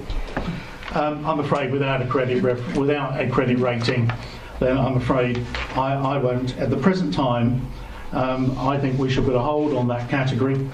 We should put a hold on that category for 6 months to see what actually happens in the local authority market, and that's the local authority market for borrowing and lending. I'm not comfortable to recommend to the council that we get involved at this point. With Northampton and a Guardian article talking of 10 others, I don't know out of the 400 how you're going to guess which ones have got the issues.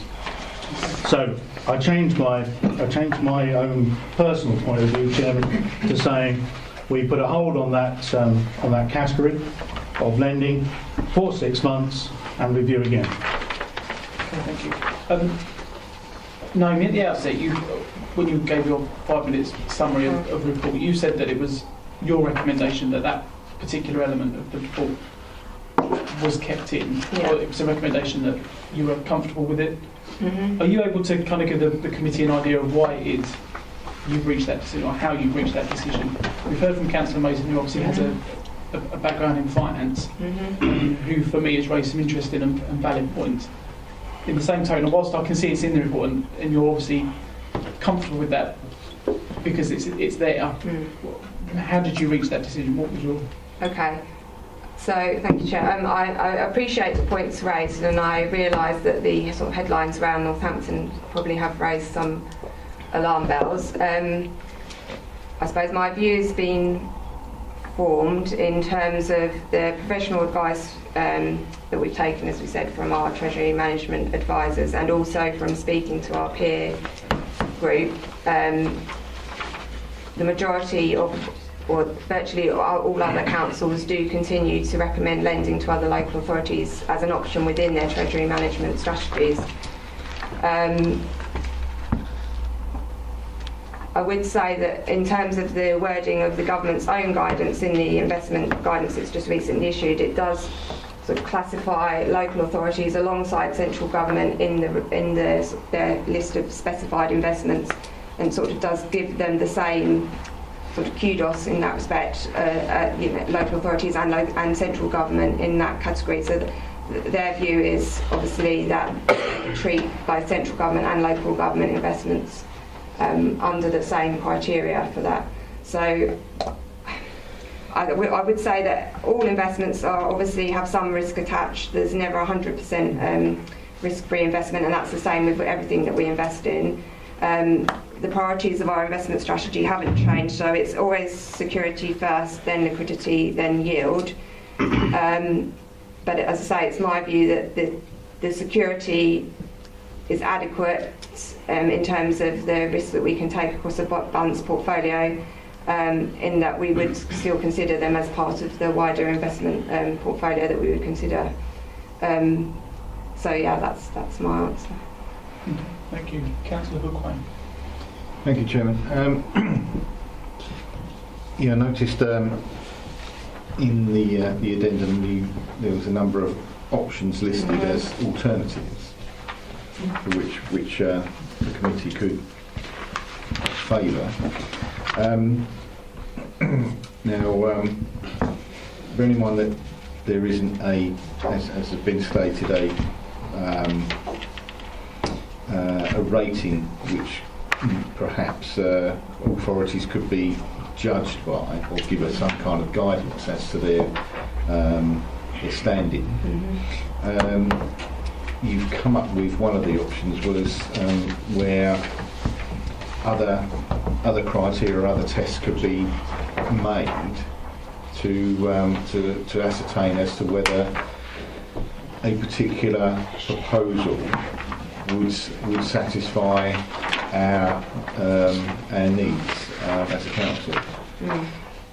But also, I'm sure I read in there that it was also stated that sometimes these offers come forward and they're time limited. So surely that option, there's a contradiction there, because if you've got a situation whereby an offer comes forward and it's time limited, you're not going to be in a position to make these additional checks. So is that going to limit the opportunities that we have in relation to what comes forward? So I think if we were to choose to go down that route, we would need a sort of an established procedure of the sort of nature and level of checks that would need to be undertaken, and they would have to be proportionate, as I indicated in my report. I mean, as I think I also said in the appendix, there's not one approach to how you could do this, but I mean, for example, you could maintain a list of authorities that you would not invest in any other circumstances. So, for example, which you could choose to put Northamptonshire on that list. So you could have a list of authorities that you wouldn't choose to invest in. You could look at, for example, the audit opinion of the accounts for the previous years, and again, with Northamptonshire's example, their accounts have been qualified, so that would, potentially have a red flag that we wouldn't want to invest in those, and that would be quite a quick and easy check. There's potentially other things we could do, for example, a sort of balance sheet review to sort of look at the trend in terms of their balance sheet position over the last couple of years, which could potentially be a relatively quick and easy check. So that there are a number of things we could look at to give us a broad brush indication of the financial health of the individual authority, which wouldn't necessarily have to be in a huge amount of detail. But yes, so I think we would need to establish what those checks would look like, and we wouldn't be doing that on an ad sort of hoc basis as and when the investments occurred. So we'd have a framework to set out how we would do that in advance of any offers coming through. Thank you. It's very interesting that there's avenues for which you've got the ability to get information about a particular authority quite quickly. But I would be interested in how Councillor John Mason feels that whether that is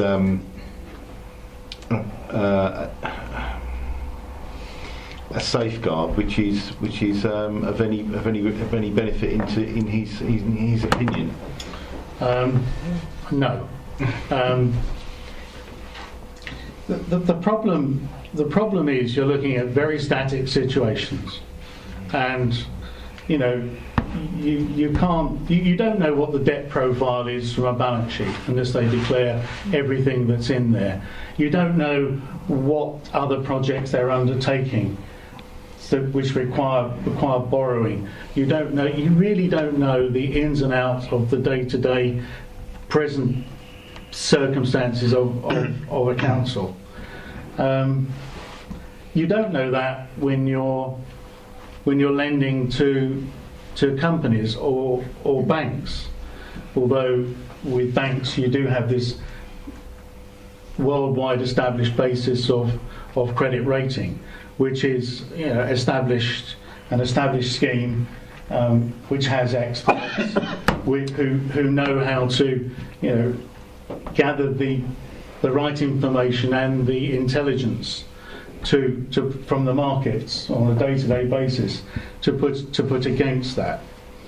What we're asking our staff to do is just rely on static information, and it may be considerably out of date or not complete from the perspectives that you want to do from a credit risk analysis point of view. I mean, banks lend to people, and I know they still do, even though they love to do these computer-based assessments.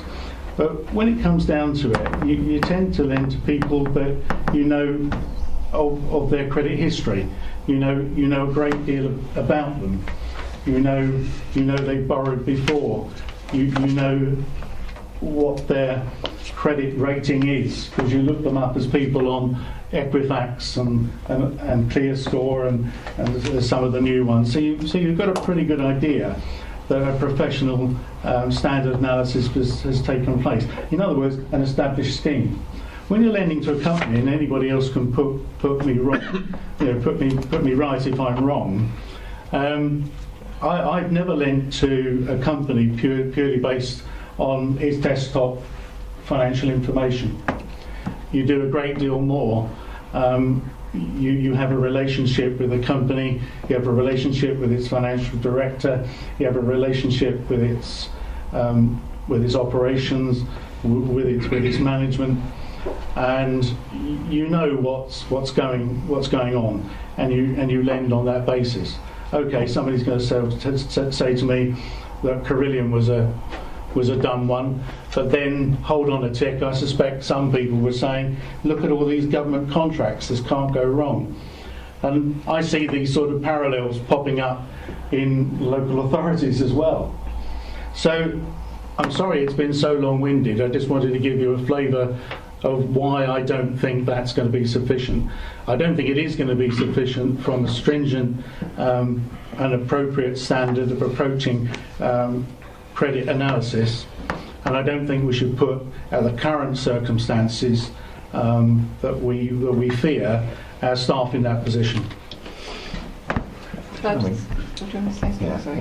Smith. Thank you. I've come along tonight because I'm happy to endorse this relatively small change. I know we're not going to persuade Councillor Mason tonight. That's a given. He's put out his case quite clearly. But we must remember that underlying our priorities about investment, as Naomi has said, are security and liquidity. We're not looking at, in any of our investment strategies, about high risk, high yield, high return, quick turnarounds and things. We are a very, very cautious investor. That's been a conscious decision that's been made over a number of years, and was endorsed by Review a couple of years ago when there were one or two slightly higher risk suggestions proposed. But this is not a big change in our policy that's suggested. This is just one of a list of options that are available. It's not going to be considered as a principal method of investing, just a option that may or may not be exercised. Clearly it's not been exercised at this point. We undertake a very, very careful selection of investments. We do take the professional advice. There is general government acceptance that local authorities inter-investing against each other is an acceptable form, but local authorities are not finance institutions. If you use the criteria to examine finance institutions, to examine local councils, district councils, county councils, then you won't find you're able to make the same sort of judgments. And that's clearly illustrated by the fact that there isn't a valid system of credit rating. It just doesn't work.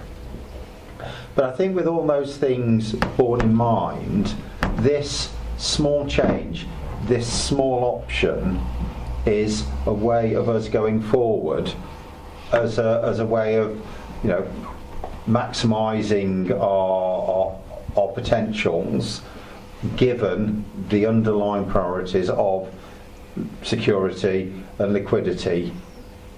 And so I'm quite happy to endorse what we've got here tonight. Can I come back on that? The reason I want to come back on it is because I'm going to ask you a financial question. I'm going to say, okay, how much more interest in pounds, shillings and pence, I'm still that way inclined, are you going to earn from lending to a local authority than a fully credit rated bank? In other words, how much more interest are you going to get, and how much more money does that mean? And then I'll ask you to say, is that risk worth taking? Because if it goes wrong, you may not have security, and you certainly won't have liquidity. Well, so give me the numbers. I will answer that by saying if I knew exactly how much money I would get back, where, when and how, then I'd simply take my own savings, invest it and clearly become very rich very quickly, because if you know exactly what you're going to get paid back and where those best rates will be, then that's an easy thing. Chairman, a meeting or so ago, we were told that local authorities are offering higher interest rates, and that's the attraction. If it's a higher interest rate, then what is it? Because we must know already, and we must know how much more that is which we are going to earn, that we are so concerned about and want to take this risk for it. I can add to that, Chairman, if I may. Just to give you a flavour, an example of interest rates that are on offer this morning. If we kept money in our Lloyds current account, we'd be offered 0.2% overnight. Local authority would offer 0.6%. So 0.4. How much is it? How much is that in cash on £1 million? Or the amount we've got? How much? 40. No, it's not that much. It's ridiculous. 0.4%. 4,000. Is it 0.4 or 0.0? I don't know. Let the expert tell me. What is it? Point 4, isn't it? Is it point 4? Point 4 difference, yeah. So what does that mean? How much more money do we get on point 4? On 3 million quid, 4, 5 million quid? How much we got? 3 million. On 1 million. Just a moment. I think We can just get the officers and our limit in the policy is 3 million investing in this. Is that right? 120. Yeah. So we probably want to know what 0.4 on 3 million is to give us what actual figure would be. I can do it, I just can't be bothered. 120,000. No answer. Not much, is it, guys? It's not much. Not enough to take the risk on, is it? 120. And also, I'm a bit concerned at how long it's taken to calculate it. Bear with me a second. I was just going to say that one. Just for the sake of the committee, obviously it's being audio recorded, can you state the figure that you've... Well, I don't think it's appropriate to say that figure. This is not an exercise in calculations here and now. It's not. Chairman, it is because this is a financial. This is just a ploy to try and catch something out. We're talking about the principle of investment here. Chairman, I'm going to object to I'm this. quite happy. I'm not accepting a ploy from a non-financial portfolio holder. Right, just calm down, please. You don't know how to calculate the differentials on interest rates. There's something wrong. Right, just calm down. Just one question or one thought I've got at the moment. If we are, as you state, and I've got no reason to disagree with you, quite a cautious council, and this is a strategy that we've not entered into before, at this current time, when it's publicly known that there are other local authorities in difficulty, I'm assuming that this really wouldn't even be an avenue that we would be looking to go down anyway. So my only thought at the moment is, why is it so important to the council for this to still be included? It's not included in the past. I'm sorry, can you repeat the question? Sorry. Sorry, at a time now when it's obvious and it's public that there are local authorities that are in financial difficulty, as we've already alluded, as the portfolio holder has already alluded to and stated, that we are a cautious council. Yeah. Why would this be a strategy or something we would look to invest in now? Obviously, there's a difference of 0.4% rate. I get that. Okay, but I would just reiterate that the primary reason for keeping the option on the lending list was not for financial return. That's the third sort of criteria under which we, as we said, it's security, liquidity, then yield. So yield isn't the primary concern. But surely security is the first. Yes, so I think, as I sort of alluded to in my report, I mean, I know there's been some press recently about the financial position of local authorities, but we have had them on the lending list up to this point, and I don't think there's been a significant deterioration just in the last 12 months compared to financial position of local authorities have been previously. So in terms of the risk appetite of what members are prepared to accept, obviously we set our treasury management strategy in light of members' opinions on the risk appetite of the council, so we have to take that on board. So if the view that I'm hearing around the room is that the risk appetite is such that you don't want to do that, then obviously we can take that on board and amend the strategy. All I would say that it's not a deviation from our previous strategy, which members have been happy to endorse, which is that we have had local authorities on the lending list, although we have chosen not to exercise that option up till now. So it's not a change in our policy, it's just a continuation of our existing policy. But if members' sort of risk appetite has become more risk averse, or in light of information they feel has come to light in recent possibly weeks, more risk averse in one area. Then obviously we need to take that on board and adopt it within our strategy. So I'm happy to take members' advice, which is the purpose of why we've had the discussion this evening. So I mean, it's up to. Chairman, I'm going to call a recorded vote on this. Okay, just. I said that at the beginning. Other members have indicated. No, I'm just giving you notice. I'm calling a recorded vote. Okay. On this particular issue. Councillor Stanley. Thank you, Chairman. I'm surprised that we we can't come up with a figure straight away because we are dealing with finances, and it's only a few pounds, 120,000 on 3 million. So I'm surprised you haven't come up with that just like that out of the blue. At the same time, the option is, do we keep it or don't we keep it? That is the option, what you're telling us. Now, if we keep it, it will come back to, 1.2 million, no, 120,000. Anyway, getting back to that, if we do keep it, let's say we do, does it come back to review as to whether, or does it go to full council? I don't know. That's something might be the chairman might answer that. As to who we lend it to. Where does that go?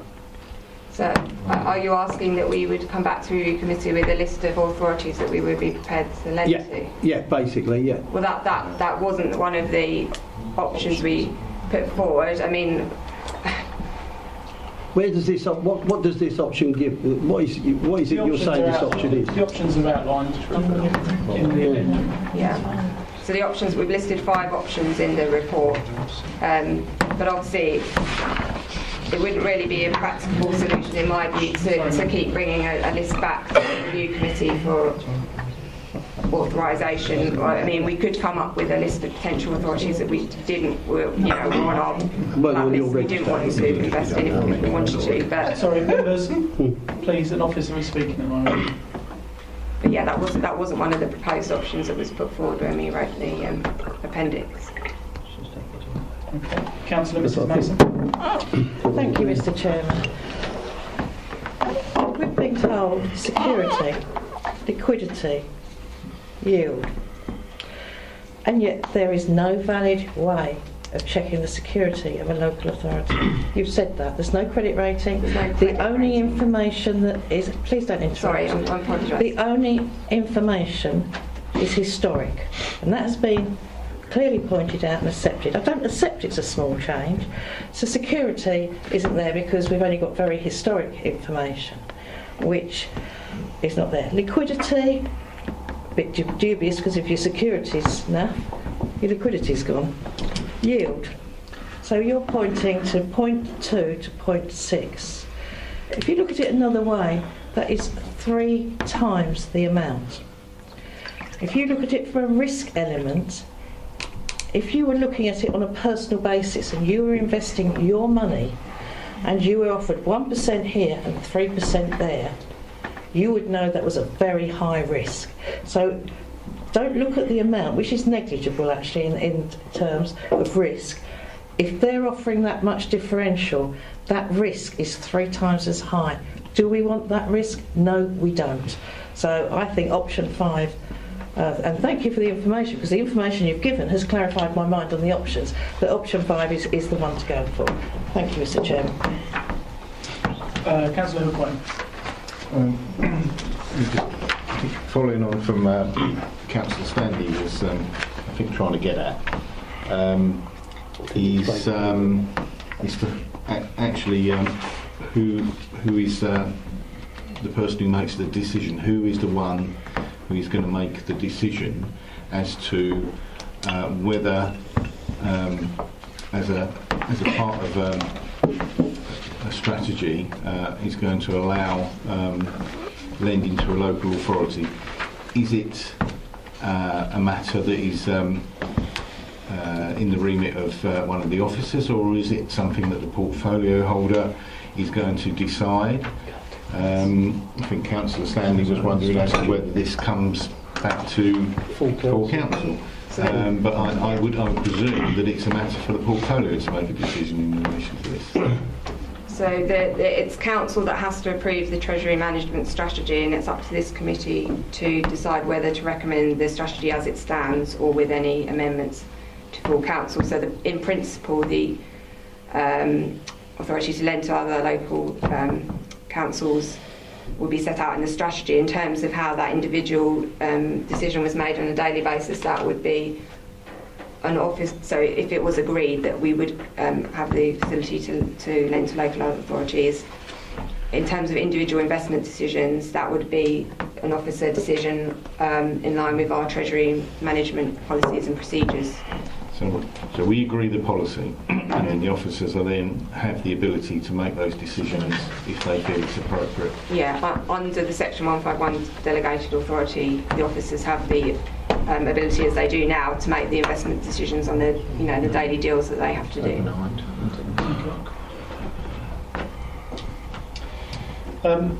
Okay, nobody has indicated to ask any further questions. I'd like to, actually.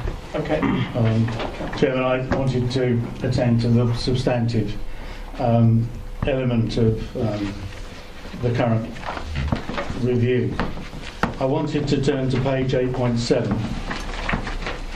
and in particular to paragraph 6.1 and the table.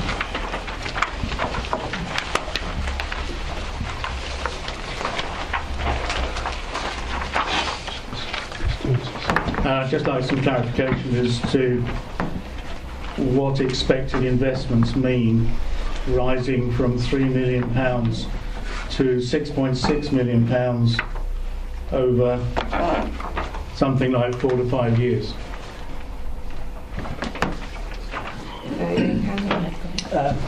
Mr. Chairman, so these are the expected level of investment at the end of each of those financial years. So we're expecting, given our current predicted income streams over those 5 years, this is where we expect investments to be at the end of those financial years. Do you mean reserves? I mean, it will tie in with reserves, but it will mean cash out on deposit as investment. So you expect the council to spend much less than it's receiving, or somehow get more than it currently receives. Is that correct? I expect that without major project spend, which isn't built into this report because we're not asking for any current major project spends at the moment, I expect our level of reserves to grow, and that mirrors the level of reserves. Because we're not spending the money. Fascinating.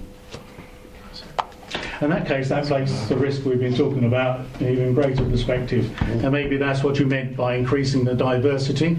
Now, you may have been referring to that when you said by limiting the categories you can lend to would reduce the diversity, and therefore you'd have to lend to more banks because you've got more money, and you'd be limited by the amount you can place with them for how long. Is that correct? That's correct. Right. So that's highly speculative, isn't it? That we'll end up with £6.6 million in 2021-22, because, as you say, it doesn't incorporate any consideration of future projects. Okay, we'll move on. If we move to page 811. Is it 811? Oh, I don't know. Okay, this one was really, really interesting, because when you get to the bottom of 9.5, so if you turn over to 812 and then you go to the last sentence of 9.5, it says at the very end of all this, it is unlikely the council will require any borrowing in advance of need. I can't really understand why that's at the end and not at the beginning, because it doesn't make any sense to me. And then when you read 9.2, you're talking about what the Section 151 officer will do in terms of borrowing in advance. And then you immediately travel to 9.3, where it talks about what the council's going to do. So I have a huge confusion as to why 9.2 talks about the Section 151 officer and delegated powers to borrow in advance of need. And then in 9.3, in determining whether borrowing will be undertaken in advance of the need, the council will. So is the council going to do it, or the 151 officer going to do it? I find this very confusing, and I don't think that whole section of 9 right the way through is actually telling me what we need to be telling full council at the present time. I think it needs to be looked at. Shall I move on? I've explained it. Do you want to come back, or? I mean, strategy is clear that the Section 151 officer has a delegated power to borrow in advance of need if it's felt to be economically beneficial to the council. I agree maybe the wording could be slightly clearer in 9.3, and when we make reference to the council it's still referring to the delegated authority of the 151 officer, so I agree that wording could then it needs to say that, so that we know what we're saying. So you're taking the Section 151 officer, you've got to take some real risk there. But why have we got at the end, it's unlikely the council will require any borrowing in advance of need? That should be at the beginning. So when the Section 151 officer reads it, they're thinking, I shouldn't really be doing this. Could I come to So it's wrong, isn't it? So the purpose of the strategy is to set out our policy, and then we've also added some local context to make to put the actual applicability of the policies into context. So what we're saying is we've set out the policies that the council would adhere to, but I've then put some local context to say at this time it's unlikely that we would want to take up those delegations. But I mean, we could change the order of it, but it wouldn't change the substance of what's written down in the order is important, because whenever it came to any debate, wherever that might be, as to whether the intentions of the council has been followed, it would start with, it's unlikely the council will require any borrowing in advance of need, which puts a greater onus on the Section 151 officer to really think whether it's necessary and appropriate. It needs to come first. As my law training tells me that. And the clarification on 9.4. Right, if we move to, we're not moving too far away, 818, I found a rather interesting paragraph, just to prove I actually read these things word for word. I think it's quite important to do that. If you look at 13, I come across something completely new which I didn't know anything about, MIFID 2. I wondered if it was a tanker that sank off of Cornwall in the 70s, but it isn't. We talk about MIFID 2, which I'm surprised you haven't spoken about this evening, because, I've never seen it before. And here we have a statement that MIFID 2 says all local authorities are to be classified as retail counterparties and will have to consider whether to opt up to professional status. This authority has met the criteria of opting up to professional status, enabling it to continue to invest in accordance with its investment strategy. I'd like to understand that a bit more, because, hold on, if a local authority hasn't done that, then how do we stand on the issues we've just been discussing? And what does professional status, what does it really confer on this council? And what would it take away from a council that hadn't? Okay, well, I mean, I could say a few words about that. So, if we were to continue to be classified as a retail counterparty rather than a professional body, that would severely impinge on our flexibilities to invest in the kinds of investments that are on our lending list at the moment. So, for example, with money market funds, we wouldn't necessarily be able to invest in those type of funds in the future. There's some specific requirements around the sort of level of balances that an authority has to hold. I think it's 10 million, which need to be taken into account in determining whether you can opt up to the professional status or remain as a retail counterparty. I would again say that the vast majority of local authorities have chosen to opt up to this professional status, so we are in line with what other local authorities are doing, and this just allows us to continue on our current investment strategy. So if we hadn't done this, it would basically have been quite a change, a departure from our current strategy in terms of what we would have been able to invest in. Did you say £10 million? Have we got £10 million? Yes. At this point of time. It's an average balance of £10 million.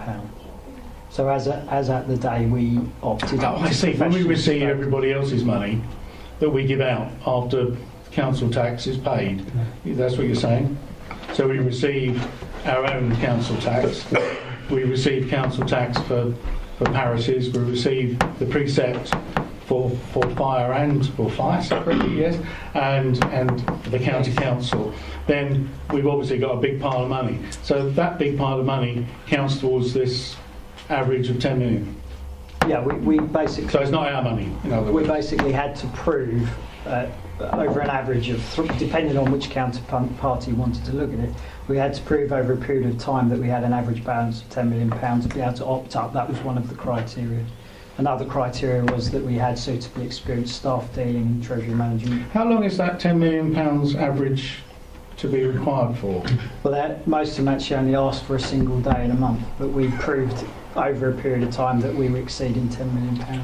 Right, sorry, I laughed because I think that's a rather strange thing, professionally at least. So, if a council hasn't opted for a professional status, what does that imply in terms of their participation in borrowing from or lending to other local authorities? They can't. So in terms of the specifics around lending to local authorities, I don't think, I would have to take that away and check because I don't know definitively offhand. I don't think there would be a specific impact on the ability to lend to other local authorities. It was more around the sort of money market funds and that kind of thing that you'd Well, have that is money market, isn't it? Well, I think it'd be a good idea to check it. I think it'd be a good idea to check it. I mean, there is a distinction between local authorities and money market funds, but we can check on the specific around the lending to local authorities if you're a retail counterparty.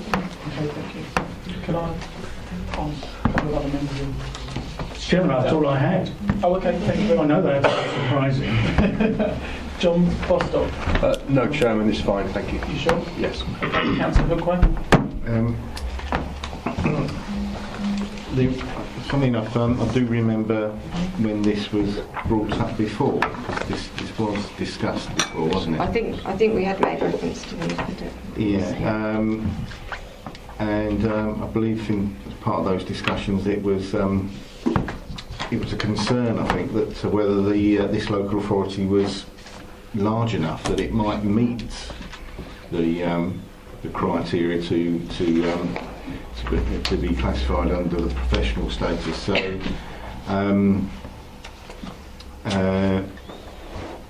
So you have found and managed to find a way where this council has met that criteria.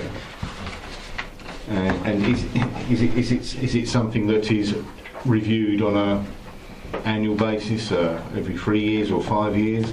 Is it something that the council might potentially, because it's borderline, might not make the grade at some time in the future? So in terms of meeting the criteria, as I say, we had various counterparties would write to us. For example, a bank or a building society would write to us, and who we've used previously, and they would have a various set of questions that we would have to fill in.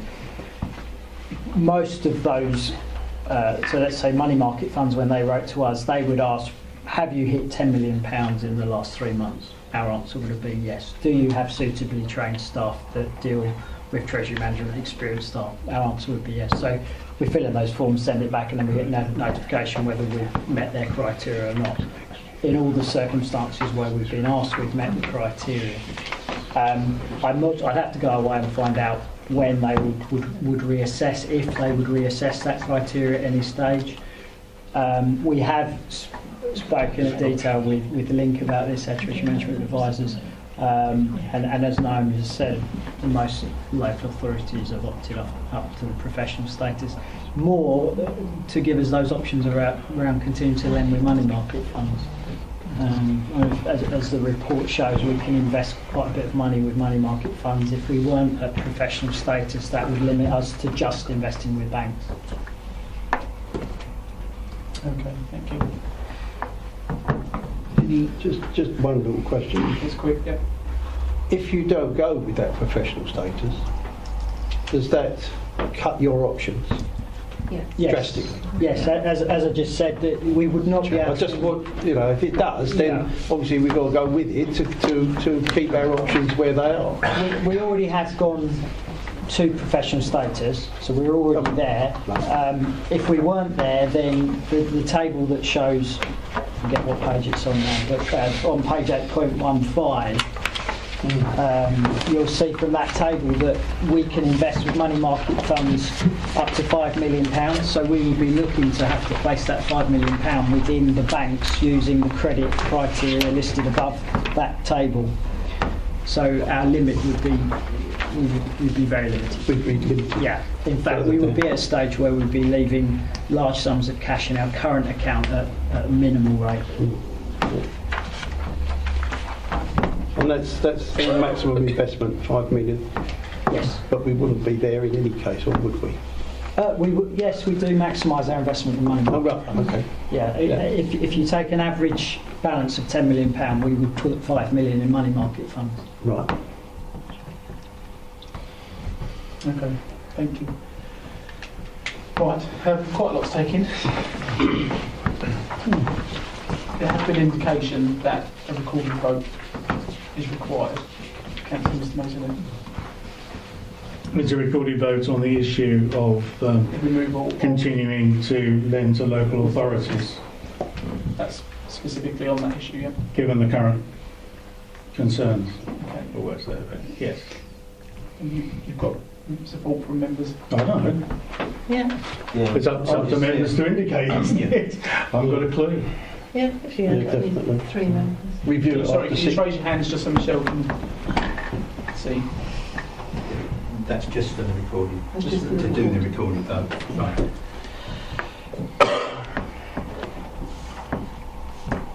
Mr Chairman, before we get onto that option, I believe Councillor Mr Mason was concerned about the presentation in point 9, and I think we have asked, or there is a request for that to be reworded to better reflect the expectation and the intention that has been verbally given to us. So I'm not sure that we can reword it here. We could, but it would take time, because obviously it is confusing. We need certainly the last thing at the beginning, and we need to know that it's not the council, it's a 151 officer. So can we take that away to be rewritten, or do you want to correct it here? Are you happy? I'm happy to make the suggested changes to the paragraph 9 and you'll be aware that the papers for full council, which this is an appendix to, have been published in draft, but we could either table, I don't know the exact procedures, but we could either table a revised version at the meeting or just make reference to the fact that it will be amended, I believe. Is that correct, John? Yes. Thanks, John. Is that you look like you want to say something? No, it's fine. I mean, ordinarily, Shouldn't have. yeah, there'll be recommendations from this committee, and whether they're picked up by the officer or come as if it's report from this committee. Either way, that will go into the 13th of February council considerations. That'll be out this week. Jim. So are you comfortable with that? I'm comfortable with those two changes about putting the wording at the last the beginning sentence is 9.5 at the front and changing the reference to the council to the section 151. Okay. Are members happy with that? Councillor McQuay? I'm referring to 8.23 where we've got the recommendation, and I see under 23.1 it lists 7 items. Most of those are for noting. So is it Councillor Mason's proposal that there is an addition made in those recommendations, or is it purely on the basis of the last recommendation that he has the issue? I understood it was just possibly was It's the addendum. Is it the addendum? Well, this is not the addendum. The addendum's not in The there. addendum's not that in it?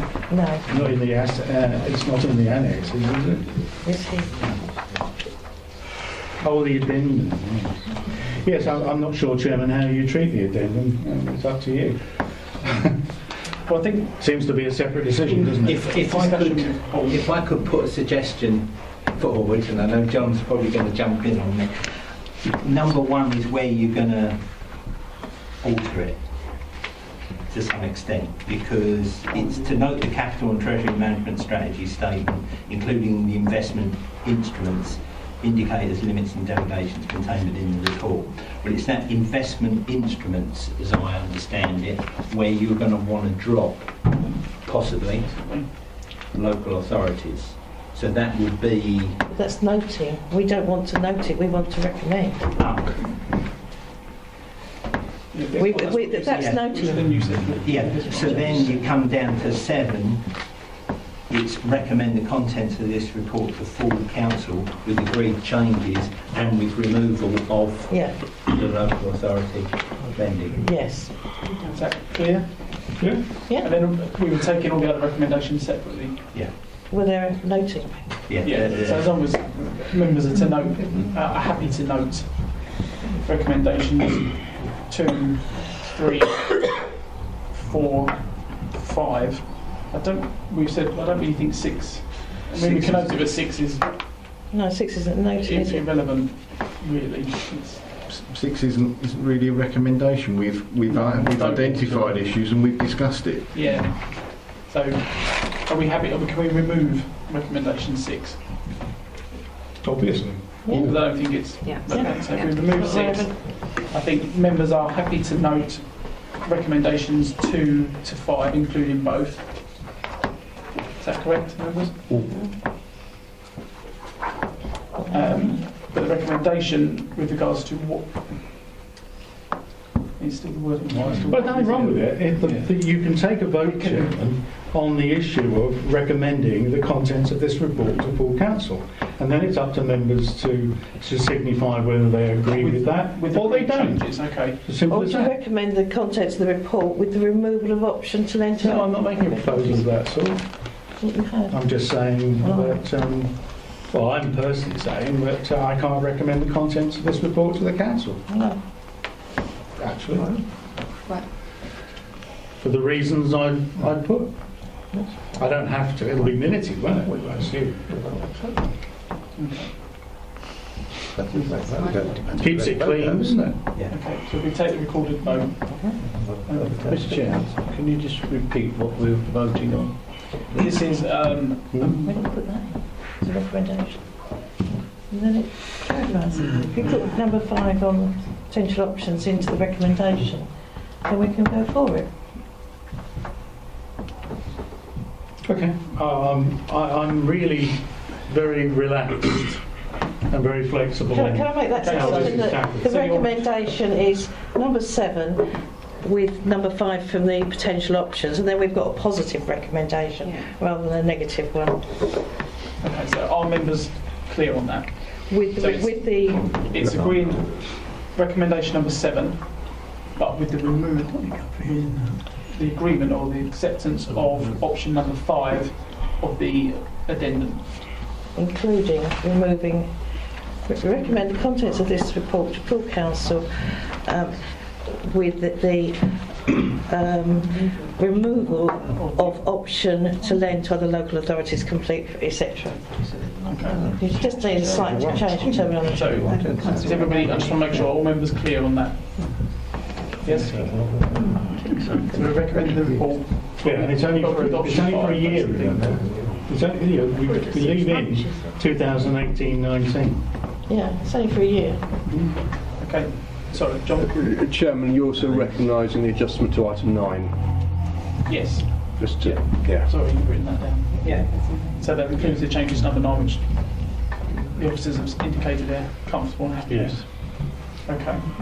So those members in favour or for that recommendation, including the removal the option to lend to other local authorities and the inclusion of the amendments to number 9, section 9. Yeah. Members in favour of that? Recorded vote, yes. Is what recorded vote, yeah. So it's Councillor Mason. Is that Mrs White? Yeah. Yeah, sorry. Sorry.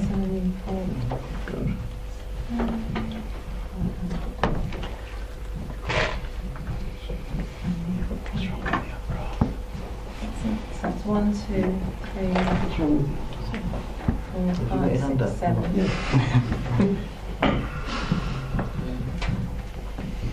And those against?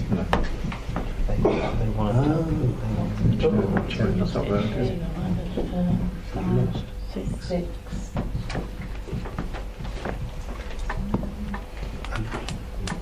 And the names will actually be recorded in the minute, Yeah. Chairman.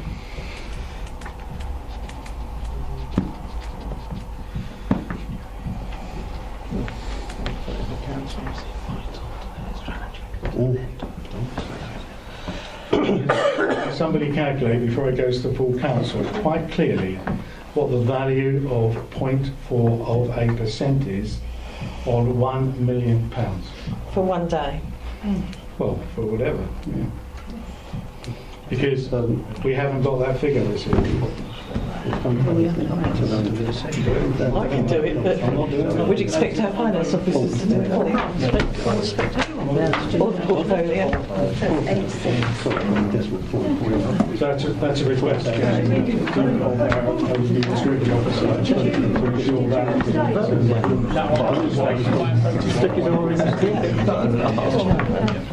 As it is only Can we have a couple of minutes break? Because I've got to go and do myself an injection. Please. Okay, members. I've got to go and do a medical injection. Conclude that item number 8. We're just going to take a 2 to 3 minute break and indicated that reasons. So just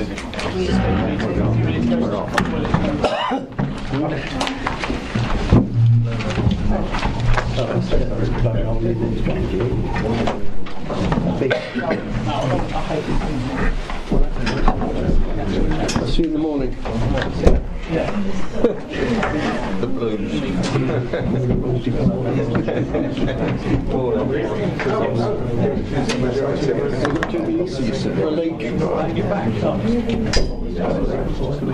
I'll see you now.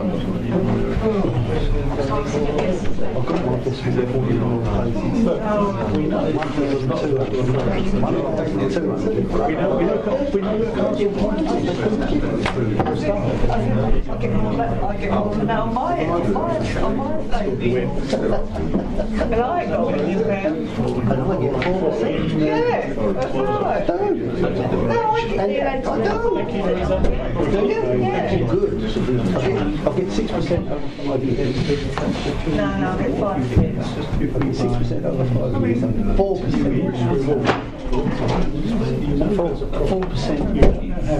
every month.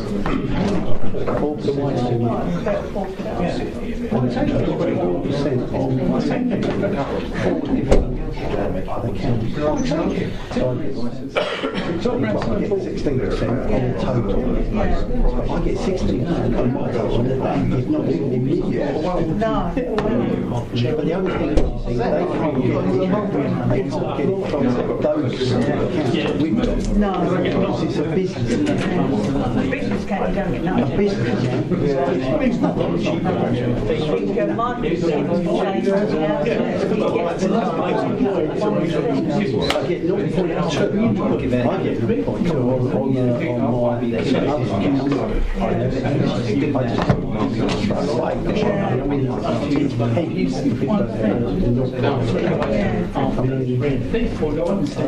it's coming which is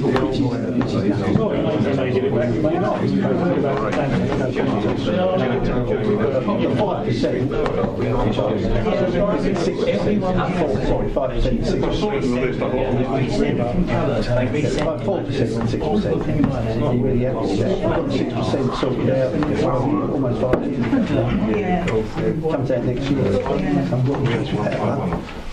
As I'm getting older. Yeah, because my mortgage account, I can use it as a savings. Yeah, absolutely. Good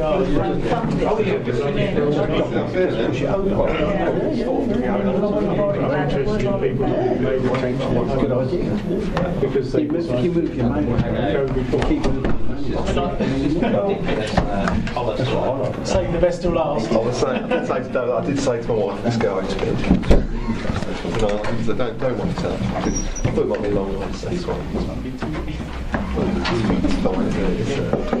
should have asked for it first during the meeting. There you go. What we have to do? I've got one of those. No, you need. Oh, sorry. I mean, that's key coincidence, the fact that on the cinema, there's been vandalised a couple of times, the doors been kicked, the entire framing the door, yes. So that's the board out and they get it. It wasn't announced. Oh, sorry. I It's a bit worrying, isn't it? I'll just send it to you, alright? We'll push it up. They put, It's everything ordered, you see. Is that the way it works? Well, I'm going to We're going to drag it on now, it's like for 2 hours.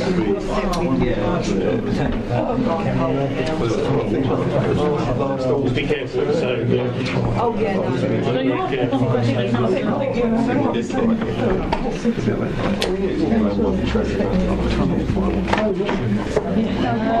Do it. Then when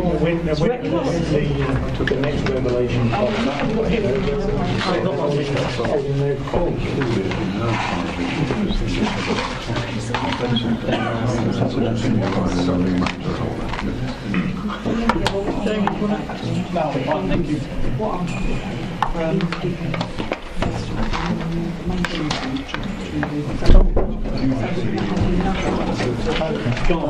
thank you. You know that, don't Oh, I know. You just say it's locked. What are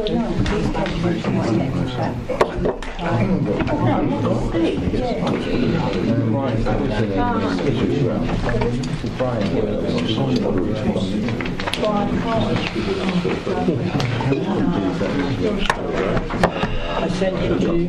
I'll let you know. Good night, I guess. I've got so much here.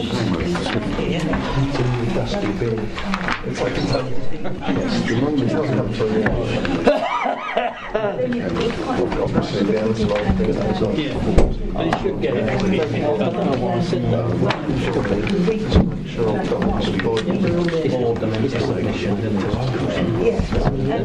Okay, members, we resume the meeting.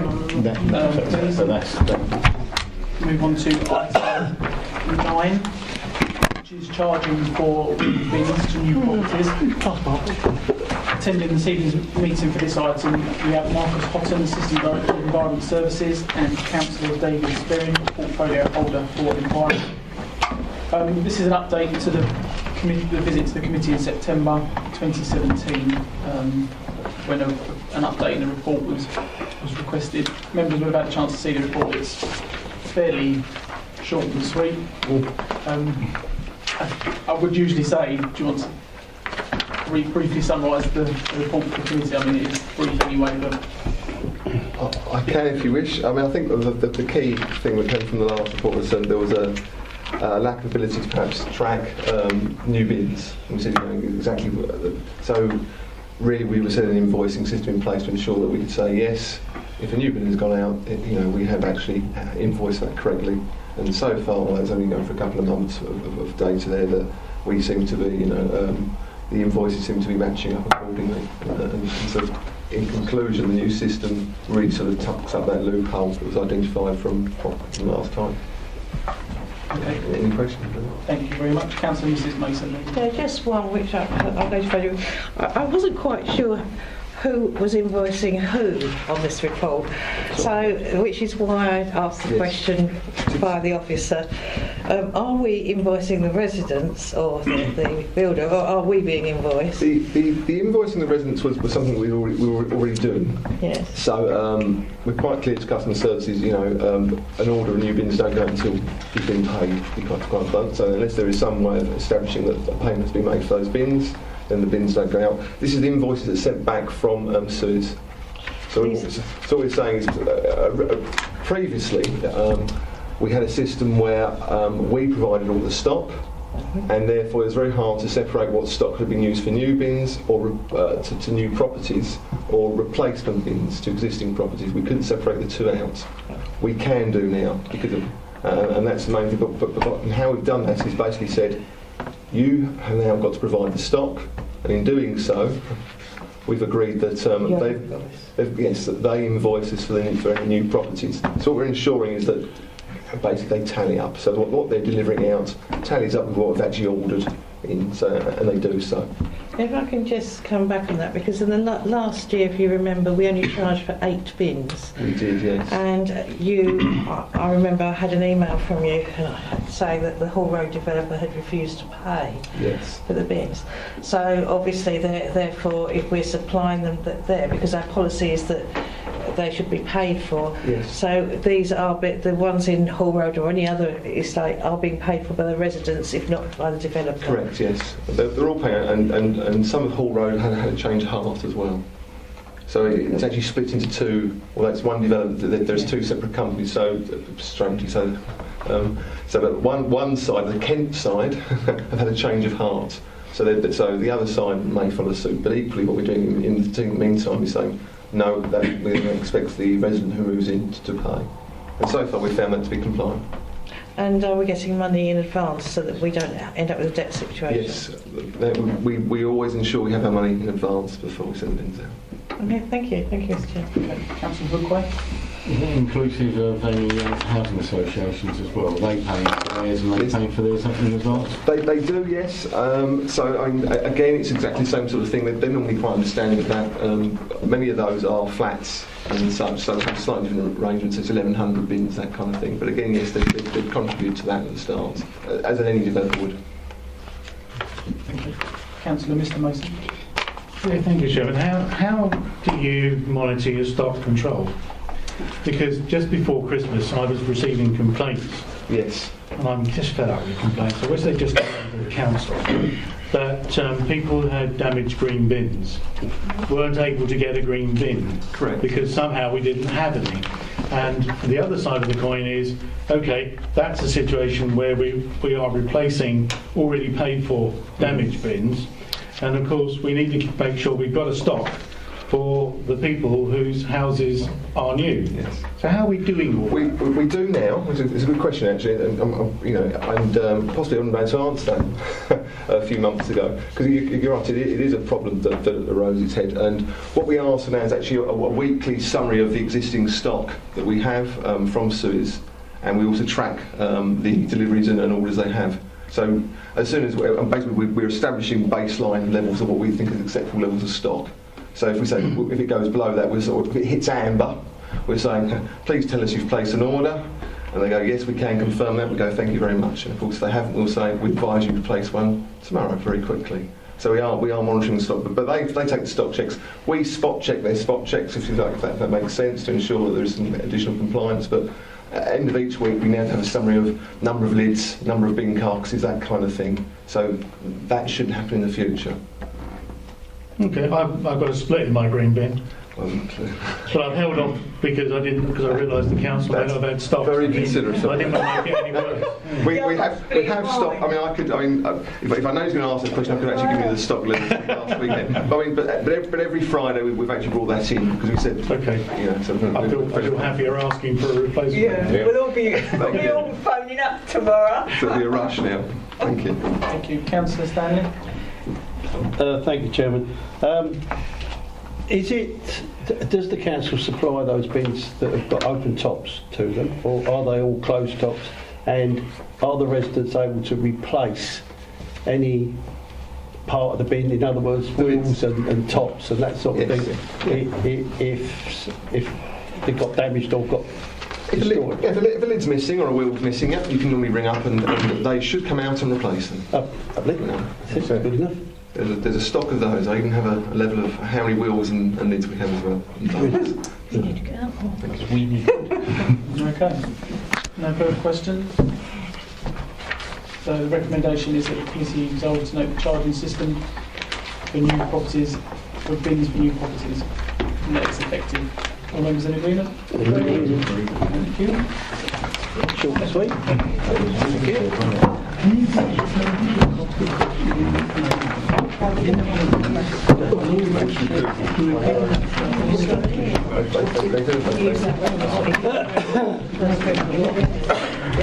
We do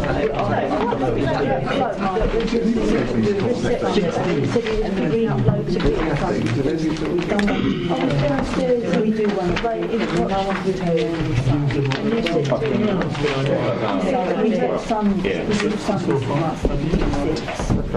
You've passed it on. We're trying to. Some guy was in his we struggle with that. He's got problems. That's the only downside.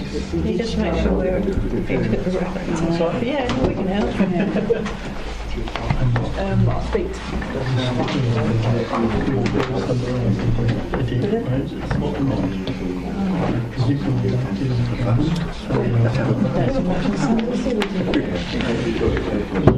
Can we just carry on? No, obviously not. Thank you. Green beans. Item number 10, key decisions document. I think most members have got a copy to look at. Paul? Okay, right. Number 1317 Brownfield Register, the decision was made on the 30th of January. 1517, the draft housing allocation policy approval for consultation. The report was published on the 2nd of February and the decision notice was out Friday. 1617 private sector housing policy, that was already on there and it was postponed from January and now will be made this month. 1717 memorandum of understanding of the Essex Recreation Disturbance Avoidance and Mitigation Strategy, decision was made on the 30th of January. Number 1817, voluntary sector grant allocation, that was already on there from last month and I believe the group will be meeting sometime this month to make those allocations. And then finally, the only new one, number 118, removal of credit debit card payment for car parks. What? Cost? No, it says the software's outdated. Oh, we're going backwards. Oh, yeah. Oh, we can backwards. Yeah. Most people pay by phone, as I understand it. Very few people use. Yeah, I'll tap, yeah. Half the resident told me that the phone payment thing is awful. Yeah, I tap everything. I don't use cash. So I should have waited and kept Marcus here to It's not answer. supported on a paper either. No. People still have them. Not supported on every phone. That's for between 16th and 28th of February. Oh, well, it's not that far away. I think it's actually down to the cost of how much the software change would cost and it won't recoup it. There's an easy way of making more money. Oh, sorry, I mustn't go back on that. But we're taking a risk. Yes. Right. Councillor Stanley? Thank you, Chairman. Are we saying that with the people that park in the car park will have to phone out the parking people because their communicator doesn't work? I was going to say, it's all that parking system that they've got in your car, in the council car park, where you phone up and book a ticket, that's Or that they'll have to pay cash. They'll have to use the other forms of payment. I mean, if you want more information and you want Marcus to come to next month to talk about it. Can you give us a rundown? Did you ask him to give us a rundown of costs?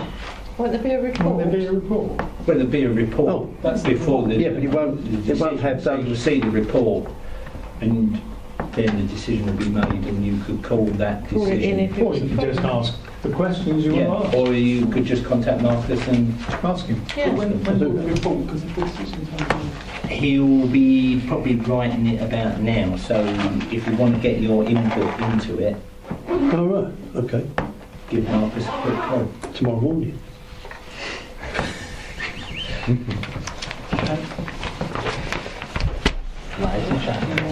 Tomorrow morning. 9 o'clock. Ring. Item 11, sorry, work plan. Yeah, members all got copies or? Tom? Yep, I haven't really got that much to say on that one. I've come out to the members of the two project teams. The review of the constitution meeting has been arranged, and I'm trying to arrange a pre-meeting, so those members on that group, if you could respond to me as soon as possible. And the ICT review is taking place next week. Yes. You've obviously got the email on that one. Yeah, thanks. Any questions, members? Or Yeah. queries? In the day. No? Okay. Meeting closed at 10:14. Thank you very much.